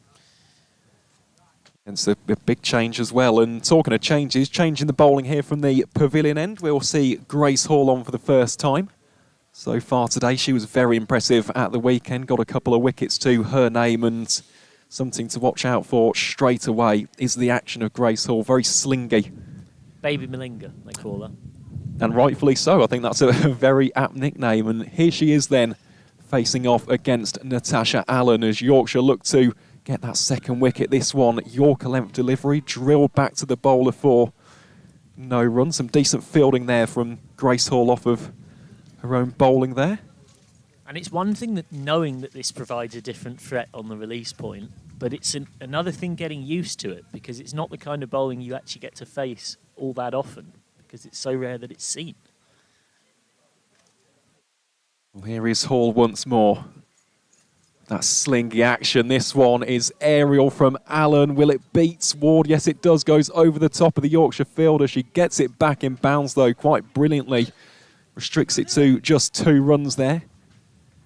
But yeah, Hall, one of the more highly touted prospects in this Yorkshire team, has got such a high ceiling in this game. And we were speaking, weren't we, actually, I think in the first game against Worcestershire, where Dr. Jane Powell spoke about it. The actual fact that she can release it from that angle is staggering, the consistency with which she bowls the cricket ball. It's Hall again to Allen. Allen winding up, almost toying with the bowler there, plays it back to her for no run. Yeah, and again, someone that, she's got a maiden professional contract now for 2 years. For the first time in her life, cricket is the sole focus. And you would hope that the benefits of professionalism, even across a winter, would make a big difference. As someone that is already impressed in senior cricket. She most definitely is. And here is Hall to Allen again. Very full. And that is an outstanding catch. Goodness gracious me. Beth Langston, she's bowled incredibly nicely so far. And that is an absolute stunner of a take at mid-off. Drilled straight back to the Yorkshire seamer. She dives in front of her and takes a very, very nice catch indeed. Derbyshire lose their seconds. They're 32 for 2. Grace Hall has her first wicket of the County Cup. And Natasha Allen's rather brief stint at the crease comes to a rather unceremonious end. And as a result, Annie Williams, who we have just spoken about, the member of the Blaze Academy, someone who was a travelling reserve for England at the 2025 Under-19 World Cup. What a catch that is from Langston, by the way. Now it is Williams who enters the middle. Really well judged that, wasn't it? Well, it's one thing judging it and having the athleticism to get there. That's already impressive enough. But a heck of a lot of those catches get dropped by the elbow impacting the ground. It's something coaches talk a lot about. It's sometimes where you see those, if you don't quite understand the theory behind it, it's like the comical-looking videos in indoor schools in the winter. But there's a reason why players work on that kind of technique, and it's catches like that to not just get the ball in the arms, but make sure that on impact, on contact with the ground, you don't lose it. That is a really exceptional piece of fielding from Langston. And you know how you could tell was the reaction of her teammates. It's one thing to celebrate a wicket, but there was a real sense from the way her teammates got around her of like, wow, that was something special. It was really, really top draw catch that from Beth Langston, and pressure really now building for Derbyshire. Excellent start this from, all of the bowlers so far, it has to be said. Here is Grace Hall then, who will be buoyant after that first wicket. Wraps Williams on the pads. Goes down the leg side. Would have been nothing in that appeal, but cracking start this from the Yorkshire seam bowlers. And it is a tale as old as time, but catches do win matches, and that could prove to be a pivotal moment. Natasha Allen, on her day, is a very, very dangerous individual, can score quickly and score big, aggressive runs. Could prove to be a rather pivotal moment in this run chase. Here is Grace Hall then to Williams. Williams didn't know much about the direction of that one. Chance at the non-striker's end, just goes over the top of the stumps. Not the way in which Derbyshire would have wanted to have lost a third wicket, but that does bring an end to a rather pulsating fifth over, at the end of which Derbyshire 32 for 2. Jess Cusa on 22, and Amy Williams getting off the mark there for her first run. Well, we were at deep extra cover, and the fact that we could have told you that with a direct hit it was long gone, told you how ill-judged a run it was between the two of them. It's just a momentary... There probably was a single there, but the problem is that the hesitation gave the possibility of a run out. And right now, it's Yorkshire who will feel so much the happier. The required run rate is already starting to spiral as that's just guided out to point for no run. At the start of this over, I made that required run rate to be a tickle over 11.5. So we're almost up towards 2 a ball kind of territory. You're looking for third wicket. So a nice length, and it's edged through the slips. Was trying to guide it, but was definitely not trying to guide it there. And it goes away for a very fortuitous boundary. That is quite a bit of luck. Just see on the replay there, it flashed off the blade, didn't it? Eventually works its way out towards the boundary for 4, but yeah, living life dangerously there is Williams. She'll take the luck, but not how you'd necessarily want to get your boundary count off and running. And that time is flashing outside that off stump again. Yorkshire will feel like they're in business here. And Yorkshire will feel like they're on top, and justifiably so. course, these falling of wickets puts more pressure on Cusa. Another LBW shout, and Cusa's lost another partner.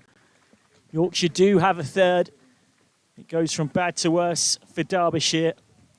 And it is the end of Williams, who had edged through the slip region earlier on in the over for 4. 36 for 3.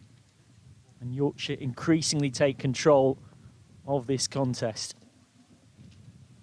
Well, it's just been masterful bowling so far, hasn't it? So disciplined, so tight, so effective for the home side. And Derbyshire really under the pump here in the power play. Still got a few deliveries of that first 6 overs still to come as well. And immediately, not just in terms of wickets falling, but of course in terms of that required run rate, definitely on the back foot early doors. But they do still have some batting depth. And of course, the next batter into the fray is Ella Porter wearing the number 78. And then after that, you got Millie Gray and Adriana Darlow as well. So just requires someone to dig in and almost play the foil here for Jess Cusa. Yeah, absolutely. Cusa herself has actually looked pretty comfortable for her 22. But the problem is the combination of the scoreboard pressure and losing partners at the other end might force her to play a shot that she wouldn't otherwise play. And Derbyshire will be fearing a similar collapse to at the weekend, where they were bundled out in a 315-run defeat. Cooper looking for another wicket. That's, in fact, dribbled down the leg side, and that will be 5 wides. Just lost a line. There was a hand in the air of apologies to Winfield Hill from Claudie Cooper. Nothing really the keeper could do. And there wasn't anything on the way through. A little frustration to Cooper, whose figures take a bit of a dent, but she'd have taken 2 for 13 off 10 balls at the start of her spell. She's still got plenty of time to add some more. Just blocked away through fine leg. Wickets have generally been shared around for Yorkshire this season in those 2 comfortable wins against Sussex and Derbyshire. There was, of course, the defeat against Worcestershire, where Amelia Love picked up a 4 on debut. Just blocked away. We're just starting to settle into a better line and length after the 5 wides. And that's the end of the 6th. 41 for 3, so 14 behind what Yorkshire had, and at the cost of 3 wickets. It's funny you just mentioned that. I was literally just about to bring up that comparison, because it is interesting, isn't it? Always looking at those early stages. Power plays, it's not the be-all and end-all, but of course you want to be in and around the same area, and it's not just a case of the run rate. Of course, those 3 wickets, 3 big ones to fall at this stage as well, as we just see a few panning shots here of the crowd, and they have been brilliant all day. I mean, it's bitterly cold here in North Yorkshire, but coming out supporting this brand new competition, and so far it really has been so good for the home side. Yeah, and without me to get all gladiator about it, it's they've very much been entertained, haven't they? 205 for 3, particularly Winfield Hill and then Campbell towards the end, but plenty of fine contributions right throughout the innings elsewhere as well. She will be smelling the opportunity to bowl Derbyshire out twice in as many days. Here's Liv Thomas with her leggies, and that is very much a loosener to start. Deep mid-wicket coming around ensures it's kept to 1. And I think Thomas will feel pretty relieved to go away with that ball only going for a single.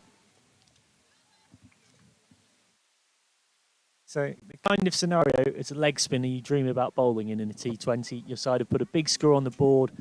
3 wickets of all from Cusa about what to do with that length. I can see Winfield Hill was having a giggle with her about that, because Winfield Hill faced some similar deliveries from the pavilion end that kept low.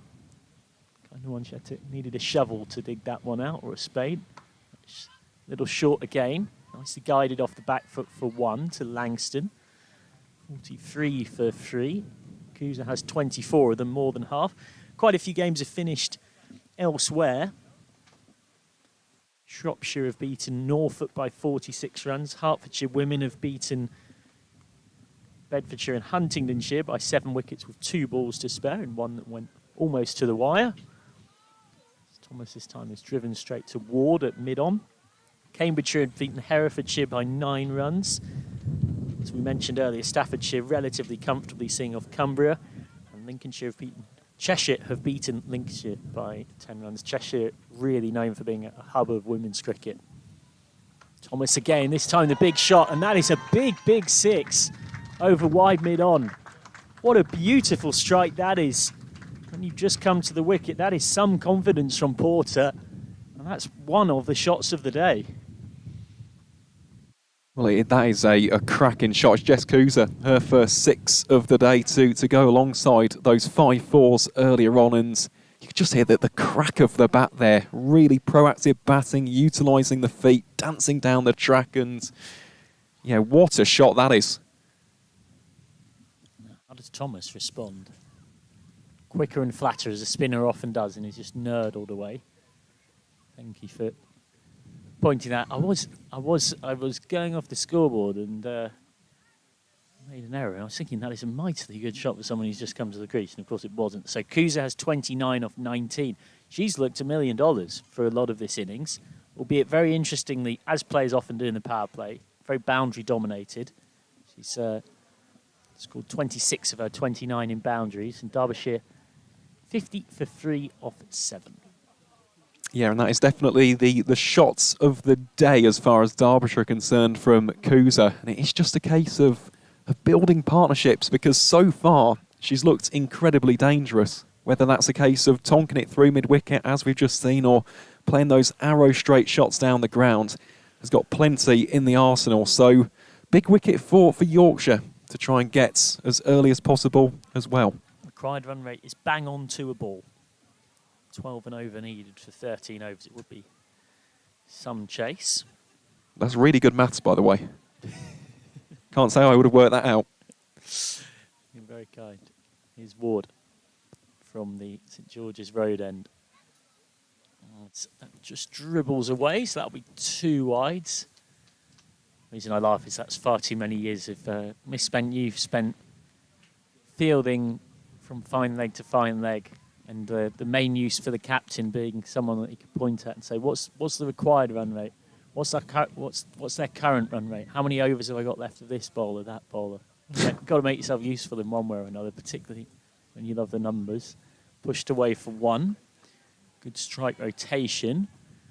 Interesting to see what we get from Ward in terms of her offies and leggies, in terms of what she uses and when. On the reverse and misses. Just drifting down the hill. It's not a bad option, though, is it, from Cusa there? I know that you've got the fielder in Grace Hall lurking, but if you can just get it fine enough, it's going for 4 all day, every day. So I don't mind that, and I think... Yeah, Winfield Hill's it's immediately forced a change from Winfield Hill. So Winfield Hill's put a backward point in. It's now sort of 2-point fielders almost. They're only about 8-9 yards apart. And a very deep set onside field. 3 of the 4 fielders on the onside are on the boundary, and that is absolutely smoked down the ground for 4.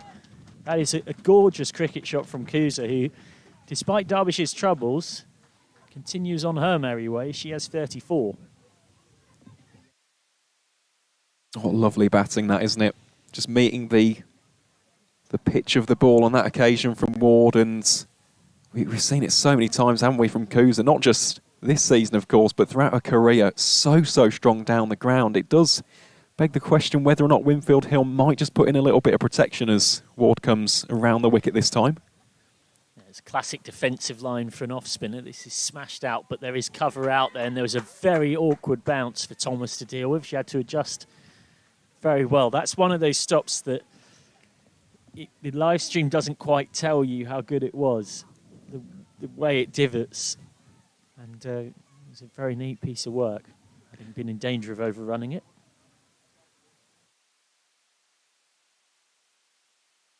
So it's just guiding that back.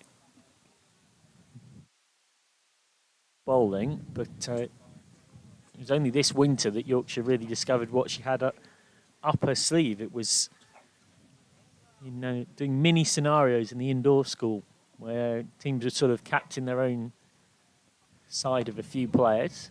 It's driven straight to mid-off. Again, no run.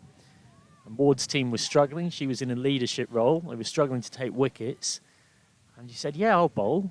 And I know from a few good sources that a few Yorkshire coaches raised their eyebrows and thought, this is our wicket-keeper batter. Okay. And she started bowling off-spin and leg spin pretty well and taking a few wickets and winning her team said mini match scenario contest. And a few people thought, hang on a minute, we've got even more dimensions to this cricketer than we knew we did. 58 for 3 off 7. That will tick over to 58 for 3 off 8. Must be nice, that, mustn't it? Being that talented. Just thinking, Yeah, you know what, I fancy being a bowler. She had bowled a fair bit before, but not really inside the Yorkshire setup. Been thought of as more of a keeper bat. She hasn't kept yet this season. Winfield Hill's kept every game. All to continue.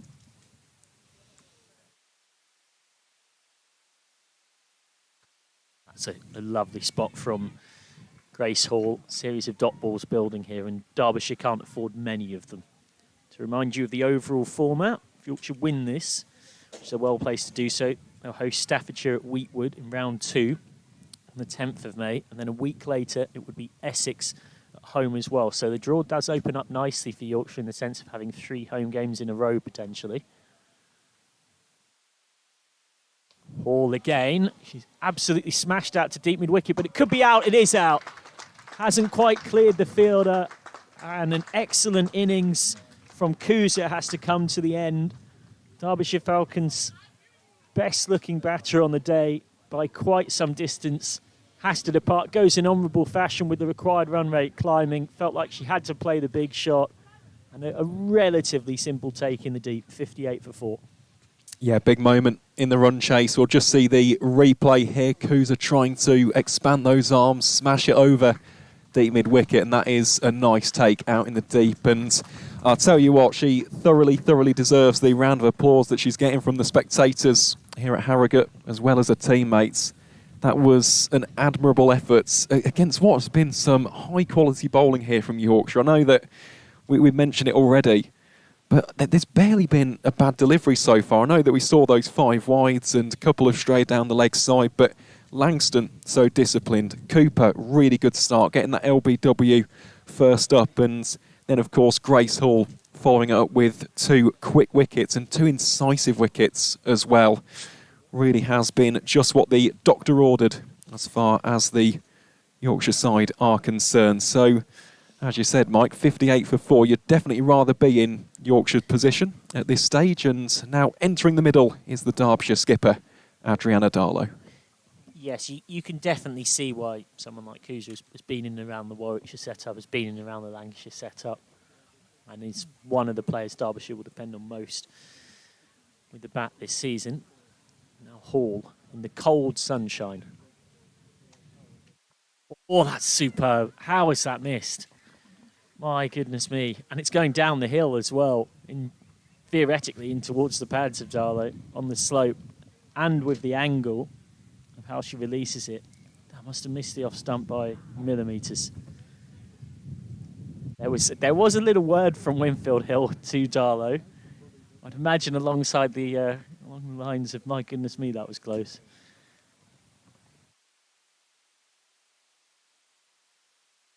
Into the pads, and given, gone. Another wicket for Hall, a second in the over, and Derbyshire swiftly starting to unravel here. 58 for 5, and he's a second ball duck for the visiting captain Darlow.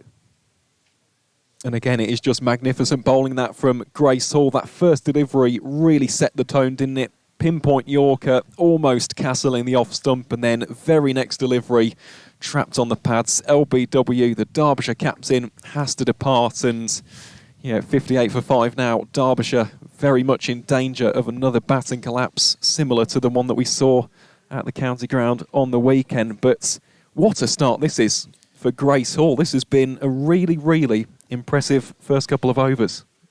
And you're definitely seeing why Yorkshire talk about her as being a point of difference in an attack.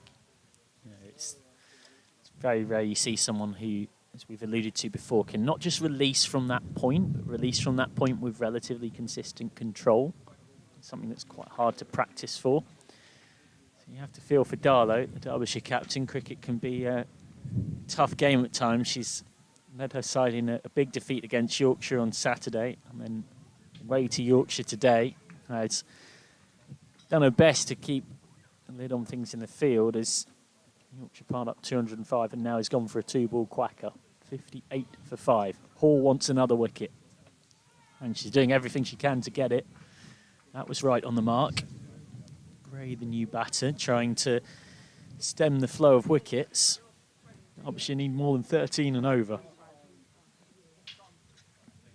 Well, it is looking like an increasingly difficult mountain to climb this for the visitors, but you've just got to go out there and try, haven't you, of course? It is almost like knockout cricket at this stage.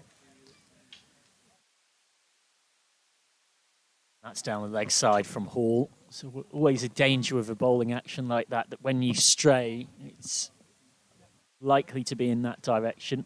And it dribbles away for 4. Tends to be when you've got a slingy action, you either end up bowling short outside the off stump and full down leg. And this was the second much that Winfield Hill could do. He's given us wides because it is the end of the over, so must have just flicked off something on the way through. Yeah, just judging by the reaction, maybe a little bit off the pad. Either way, it's been given as 4 as opposed to 5 wide. So that is the end of the over for Derbyshire. And yeah, Yorkshire very much on top in this contest. It's been exactly the start that they would have hoped for in this competition. And of course, it does almost lay down a marker as well, doesn't it? I know that a lot of people were disappointed after that Worcestershire game, opening day of the season at Headingley. Big defeats against the Rapids, but since then, they've just gone from strength to strength to strength. Beautifully bowled. That's another. Thackrell gets a wicket with her very first ball. 62 for 6. Ria Thackrell into the side today and making a literally instant impact with the ball. Gray is gone. In fact, it's Porter who's out. And Derbyshire's run of wickets continues. That's 3 wickets in 6 balls now. And a real quintessential dismissal, that, isn't it, for any off-spin bowler. Always nice to see the bails being dislodged. And what a start that is for Ria Thackrell. Very first delivery of this game. We'll see the replay. Look at that. Beautiful bowling, top of off. That really does excite you as a spin bowler. And Lauren Winfield Hill as well. I think she caught that ball in the end. That's really good keeping. Yeah, that is outstanding keeping. Winfield Hill was peeling for a caught behind, but that of Porter was pretty sure nowhere near it. But it's that classic one against an off-spinner. You play for a bit of turn, you leave the off-stump exposed, and you get bowled. In comes Parkin, number 8. Harriet Parkin out there with Millie Gray, who's originally from Yorkshire.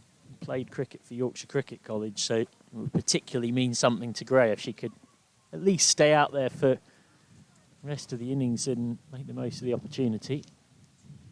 Here's Thackrell. That's a nice looking cut shot that will bring just the 1.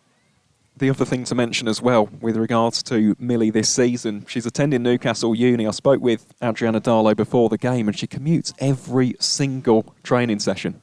Whew. Like, never ever question the commitment. Training a couple of times a week, Derbyshire. Exactly. Yep. That's a fair bit of mileage. Yeah, it comes down on the train apparently. Shows how much this season and this club means to her. Thackrell is just guided out through the covers for 1 by Gray. Part of the Derbyshire side that lifted the T20 Cup last season. That was, of course, before the big old restructure that has gone on, and this is an entirely new competition that's been created as part of that. Pushed out to cover. Beth Barrett-Wild from ECB, very much key to being behind it. 32 teams across the 3 tiers, all part of this. Dipping delivery from Thackrell, and again, no run. And it's been deliberately engineered in the draw, and I do really like this. And I say this speaking from a personal capacity rather than a Yorkshire official club statement. It's done such that at least 2 non-tier 1 sides will make the quarter-finals. So that's guided to short backward square leg. This could be a run out. It's missed by Duckworth. I think even if it was a direct hit, would have got home. It's essentially been optimised for giant killing, if you want to use bring across a football phrase. And as Lauren Winfield Hill said to me in her interview at the coin toss, it's designed as a way to encourage new talent, give a chance for players to make an impression. 65 for 6 at the halfway off 10, 3 was falling last. So when we get the quarter full point, or round 3 I should say, it's Surrey versus Hampshire, and it's Somerset versus Durham, and then Lancashire Thunder, Essex, Blaze, the Nottinghamshire-based side, who, despite the county merger, have chosen to keep their old name, and Birmingham Bears, also known as Warwickshire, will all go away to Tier 2 or Tier 3 teams. Well, here is Olivia Thomas to continue her spell from the pavilion end. That's a really good bit of fielding yet again from Beth Langston, who has had quite the game in that mid-off position, saves a certain boundary, restricts it to just 1 run. And yeah, in terms of this competition, it's exciting. I think that's the overall sentiment that I think the players, the coaches, we of course as commentators, the fans as well, it's this exciting new unknown. Here is Thomas again, this time to Gray, worked out on the onside, should just be a single. Indeed it is. They think about potentially scampering back for a second, but Parkin opts against it. And so to finish that point, what having 2 all Tier 1 round 3 games means is that you have 2 ties in round 3 that will not involve any Tier 1 teams, which means you get at least 2 quarter-finalists who are not from that top 8. Well, Parkin playing that one on the back foot. No, I quite like that, to be honest, and it's a massive opportunity, isn't it, for not just the Tier 2 sides, but of course for the Tier 3 teams as well. You mentioned about Cheshire earlier. So much is being done right in the generation of women's cricket. Thomas comes into bowl, so Parkin again rocks on back foot, looks to pull onside. And then, of course, bars like Staffordshire. I was just about to say the 2 that really jump out from the previous era of things, Cheshire and Berkshire, were traditionally very, very impressive, if not sometimes dominant in women's cricket against your so-called first-class counties. In the new structure, find themselves in Tier 3. But there'll be plenty of talent in there that will want to impress. And who knows, you have a good couple of games against a Tier 1 team and you might well be playing for them soon. Most definitely. It's Thomas again to Parkin, wrapped on the pads. I think that one was going down, looking at the immediate reaction. While we were talking there about Cheshire and Berkshire, also a slight change in the field. Maddie Ward brought a lot straighter in that long-on position. But no, it's really good to see. And yeah, just to touch upon Staffordshire as well.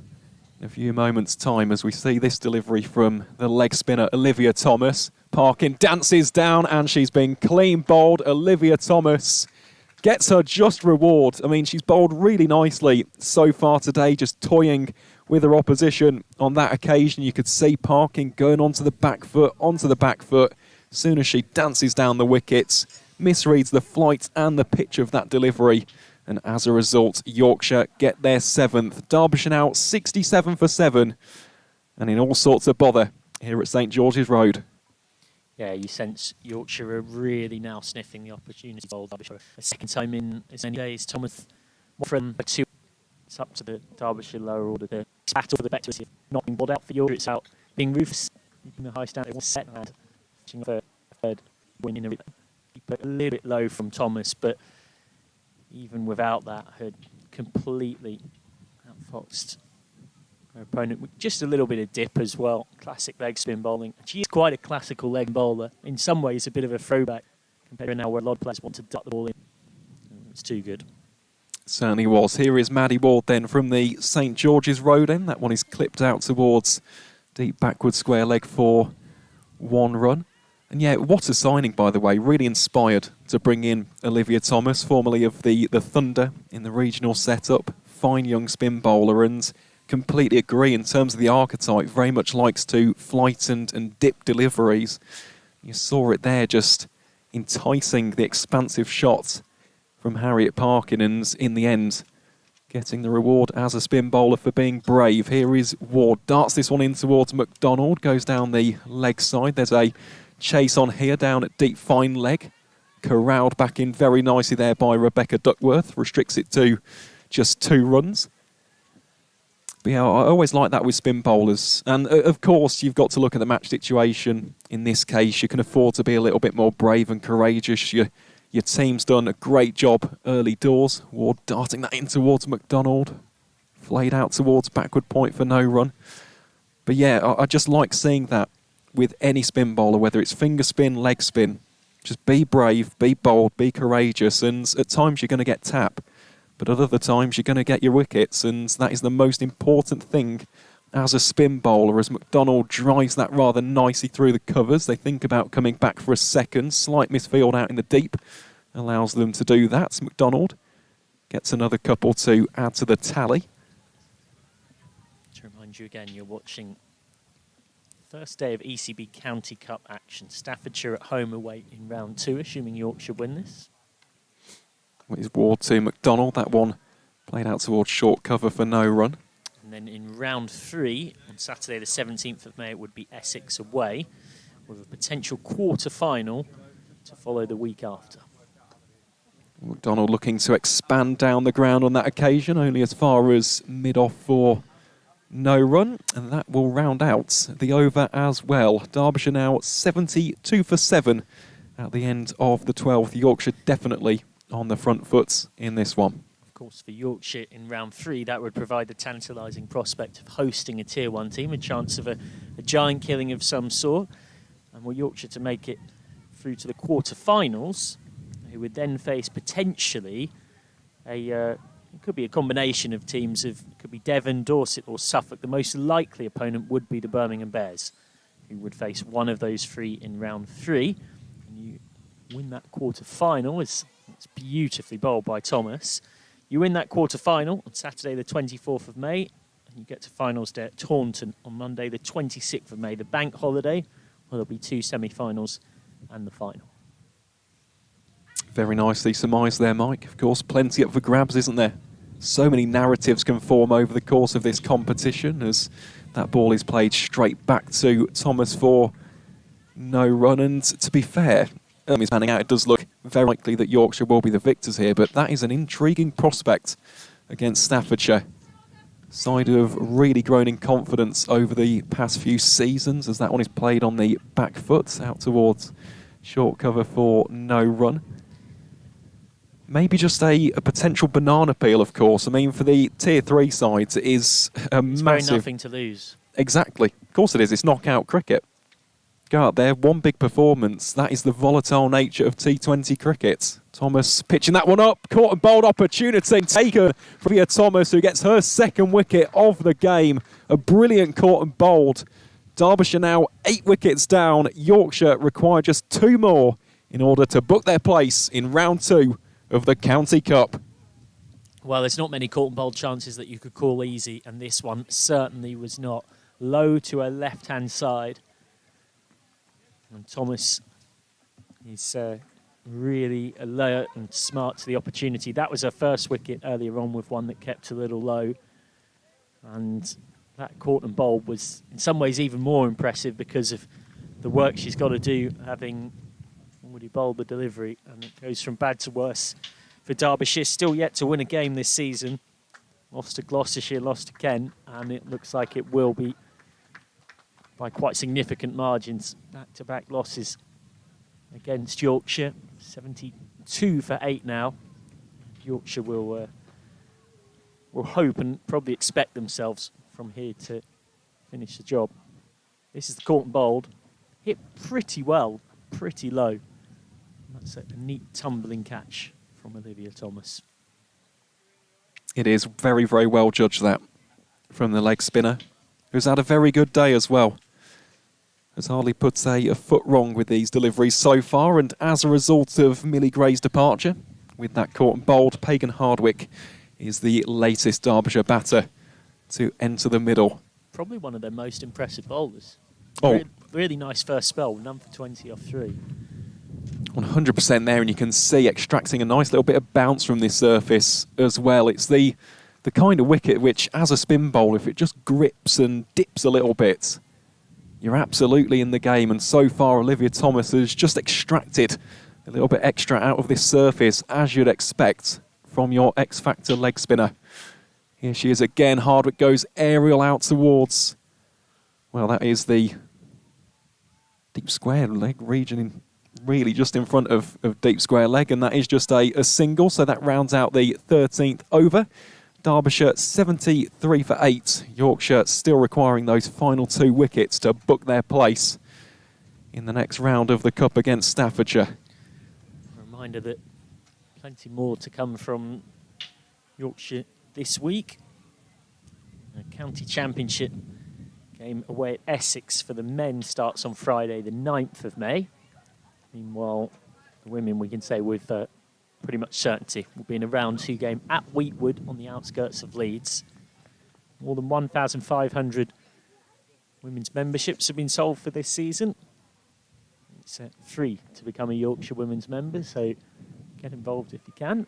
Here's Fackrell. Well, that is a full toss, and it's been dispatched down the ground by Hardwick. Not entirely sure she got the most meaningful connection on that one. Doesn't go all the way down for 4 runs, but it is a couple nonetheless. And yeah, just to echo that sentiment, Mike, absolutely great to see, isn't it? So many people supporting the side this season in what is a groundbreaking campaign as Fackrell forces Hardwick onto the back foot there. Exciting times in this part of the country. Of course, from next season, a Tier 1 team in this brand new era of women's domestic cricket. Ria Fackrell really keeping Pagan Hardwick on her toes here. Very tight, disciplined line and lengths so far. This one a lot shorter, darted in, and she has been castled. Well, Ria Fackrell has her seconds. It's been an inspired spell this so far, and Yorkshire are just 1 wicket away from booking their place in the second round of the County Cup. Slightly fortuitous in comparison to the first one, which was a quintessential dismissal for an off-spinner. This one just played and missed by the Derbyshire tail-ender. But for Yorkshire, they will not care 1 iota. The visitors 75 for 9 in the 14th over. Yeah, we're dotting the I's and crossing the T's now. A bit of cricket administration on the mere size of the Yorkshire win. As Gemma Rose comes out to the wicket. Rose, someone who can take a lot of credit for her spin across these 2 games that these sides have played. 4 wickets on Sat, 2 today, but comes out because of this. Fackrell's second wicket. Swipe and a miss. It kept it a little low, but you can't really, in any potential way, blame Hardwick as the number 10. It's the collapse of the Derbyshire top order again that has put them in this position. Yorkshire well placed to make it 3 wins in a row, having started the season with that loss against Derbyshire, a 9-wicket win against Sussex. Hove, 315-run win against Derbyshire, and won't be a 315-run margin today, but it's going to be pretty sizable. It is. It's been clinical, hasn't it, from Yorkshire so far, and I do think these past couple of performances really have sent out a statement to the rest of the Tier 2 sides that Yorkshire are really, really strong contenders across formats this season. Let's not forget this is the first T20 match for this side this season as Fackrell's over comes to an end. Derbyshire 75 for 9 at the end of over number 14, but they were a team who, before a ball was bowled this season, a lot of people looked at and went, okay, they're going to be strong. Little bit of a dip in form with that rather one-sided encounter against Worcestershire at Headingley, but since then they have just gone from strength to strength, and it's the variety in both departments. Batting, you've got international calibre players with the likes of Callis and Winfield Hill. You've got innovators, you've got pure power hitters like Campbell. And then, of course, with the bowling, as we've seen today, you've got a slingy seam bowler in Grace Hall who's coming on to bowl from the pavilion ends. You've got adept and capable spin options. All things considered, this side do look incredibly strong and well placed across competitions in 2025. It is Hall then, as that ball is worked out towards deep square leg by Caitlin MacDonald for 1.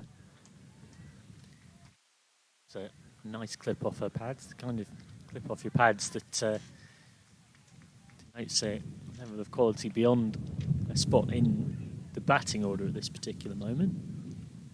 All, like any good fast bowler, fancy her chances of finishing this off here. I think already picked up 3 earlier on. Here is Hall coming into bowl 2 rows. Takes the pace off that one. Nice take from Winfield Hill with the gloves. And of course, Hall at the weekend was the bowler who took those final 2 wickets to round out the victory at the county ground. So she would love a little bit of deja vu here and make it 2 out of 2 in what has been a commanding display from the side in blue today. 3 for 8 so far. Thoroughly deserving of those 3 wickets as well. Can she make it a 4th? Well, that one is played with soft hands by Gemma Rose out into the covers for just the 1 run. And if she does get a 4ther, it will be Yorkshire's best individual bowling figures of the season. Amelia Love, of course, took 4 for 39 against Worcestershire in defeat in Yorkshire's season opener at Headingley. One advantage, you mentioned it's the first T20 game of the season, is that Yorkshire had a lot of pre-season T20 prep in Abu Dhabi. Here is Hall again, this time to McDonald. McDonald goes aerial, and this could be the moment. It's split through the hands of Maddie Ward at mid-on. Won't be the winning moment for Grace Hall on that occasion. And yeah, I suppose that is the only slight blemish on what has been otherwise an outstanding day for Yorkshire. Wasn't an easy take above head height, and it was hit with some power, but the shot was just slightly checked. It was like she tried to pull out of it at the last moment. Here is Hall again, this one down the leg side, wide given by the umpires, and there is the wicket-keeping skill of Lauren Winfield Hill. That is so... Keeper down leg with that slingy action, and there's a slope to contend with, and there's the batter, of course, getting in your eye line and your way. Yeah, remarkable take that. Here is Hall then once more, takes the pace off that delivery. Worked out on the leg side, and that will be no run. Cricket's a funny game, isn't it? You can have these passages of play. We're watching one now where the game as a contest is done. But there's a nuisance value and rightly so, in what this pair, Rose and McDonald, will try and do. And they just bat the 5 overs just to make Yorkshire stay out there.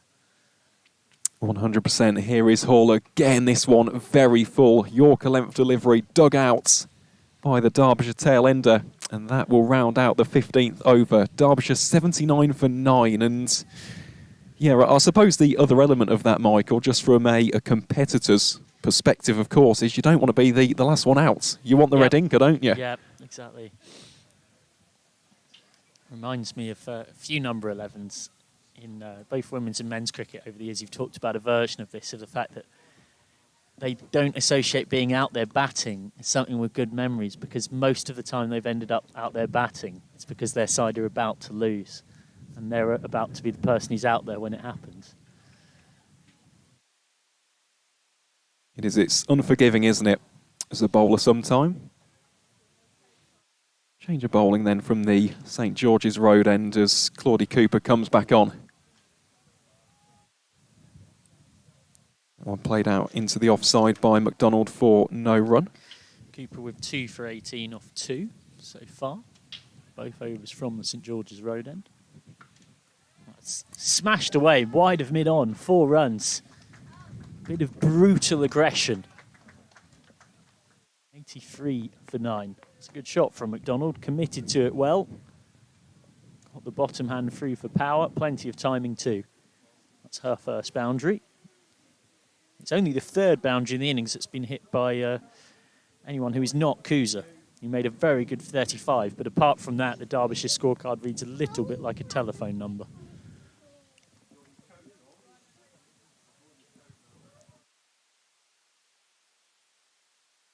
Left alone. Elsewhere, McCollum 0, Allen 5, Williams 5, Porter 2, Darlow 0, Gray 7, Parkin 3, Hardwick 3. McDonald and Rose still out there. It's chipped up in the covers and out. That's the end of it. 83 all out. Yorkshire win by 122 runs. It's a comprehensive victory for Lauren Winfield Hill's side. A third wicket for Claudie Cooper, 3 for Hall, a couple for Thomas and Thackrell each. Derbyshire bundled out with 4.5 overs in the innings still spare. Yorkshire romp into the second round of the newly created Vitality T20 Women's County Cup, where they'll face Staffordshire, who beat Cumbria a day's time. Although that if they can win that one, they get home advantage against Tier 1 opposition of Essex in round 3. But for now, Yorkshire can take great satisfaction from a job very well done. 2 wins in 3 days against Derbyshire across 2 formats, and 3 wins in a row since that opening day defeat to Worcestershire. And what a way in which they've done it as well. That is a commanding display from the White Rose. And the other really impressive aspects of this victory, not just the margin itself, but you look at the contributions throughout the batting order with the likes of Winfield Hill. That was a stunning 88. Then, of course, you've got Amy Campbell chipping in with an unbeaten 41. You've got runs from Callis and Duckworth. And then with the ball in hand, some real standout spells from Grace Hall. Beth Langston really setting the tempo, laying down a marker early on with that opening spell. And the spinners really, really came to the forefront today. I thought Olivia Thomas bowled superbly well, and always good to see Claudie Cooper in the wickets too. And Ria Thackrell, first real spell, first ball as well. And so, all things considered, it has been a marvellous outing for Yorkshire today. Sends out a real statement to the other side in this competition, and of course across other formats in Tier 2. And yeah, this has been exactly the kind of day that you'd hope for as a Yorkshire fan. It's been a very strong outing across departments. Yeah, ruthless is the word that comes to mind. Yorkshire surge into round 2. A quick check on the scorecards before we go. Yorkshire won the toss and chose to bat, what feels like quite a long time ago now, as the rain just about eased off in time for us to be able to start on time. Winfield Hill made 88, caught Rose bowled Parkin. Thomas, 22 off 14, caught Porter off Rose, trying to smack a full toss. Duckworth was caught by Kuza off Rose for 27 off 20. Stair Callis, 22 not out off 16, the supporting hand to Amy Campbell, who across 2 innings against Derbyshire has made 206 runs. She made 41 of those today off 18, 4 fours, 2 sixes. The pick of the bowlers for Derbyshire Rose again with 2 for 46 of her 4, albeit honourable mention Parkin with 1 for 21 of 3. 206 to win is always going to be a tall order, and Derbyshire well short. Credit Jess Kuzi, made 35 of 25, but nobody else apart from Donald at the end got into double figures. Kuza was caught by Olivia Thomas off Hall. McCollum LBW to Claudie Cooper for a golden duck. Allen caught by Langston off Hall for 5. Williams LBW to Cooper for 5. Porter bowled by Thackrell's first delivery for 2. A 2-ball duck for Captain Darlow, LBW to Hall. Gray caught and bowled by Thomas for 7. Parkin bowled by Olivia Thomas for just 3. McDonald made 10 with a bit of late defiance, caught by Thackrell off Cooper. Hardwick bowled by Thackrell for 3. Rose 1 not out. 8 wides, 4 leg byes. 83 all out in 15.4 overs. Langston, as Aaron referred to, very tight with the ball, conceded just 6 off her 2 overs. Claudie Cooper 3 for 22 off 2.4. Hall 3 for 11 off 3, the pick of the bowlers. Ward wicketless, none for 23 off 3. Olivia Thomas 12 for 2 off 3. And Ria Thackrell, nice and tidy, 5 for 2 off 2. You can't ask for too much more than that. Thank you very much for your company in the slightly chilly Harrogate sunshine, but we've been very grateful, particularly given what the weather looked like this morning, to get a game in. And from a Yorkshire point of view, what a game it was. We'll see you back in 5 days' time for round 2 of the Vitality T20 Women's County Cup. I've been Michael McCann. Thank you very much to Aaron Viles and Rachel Slater for their commentary contributions across the day. And we'll see you in 5 days' time, where Yorkshire will look to continue their cup journey as they face Staffordshire, knowing the prospect of a round 3 tie with Essex is very much in the offing if they can win that one. But for now, from Harrogate, it's goodbye.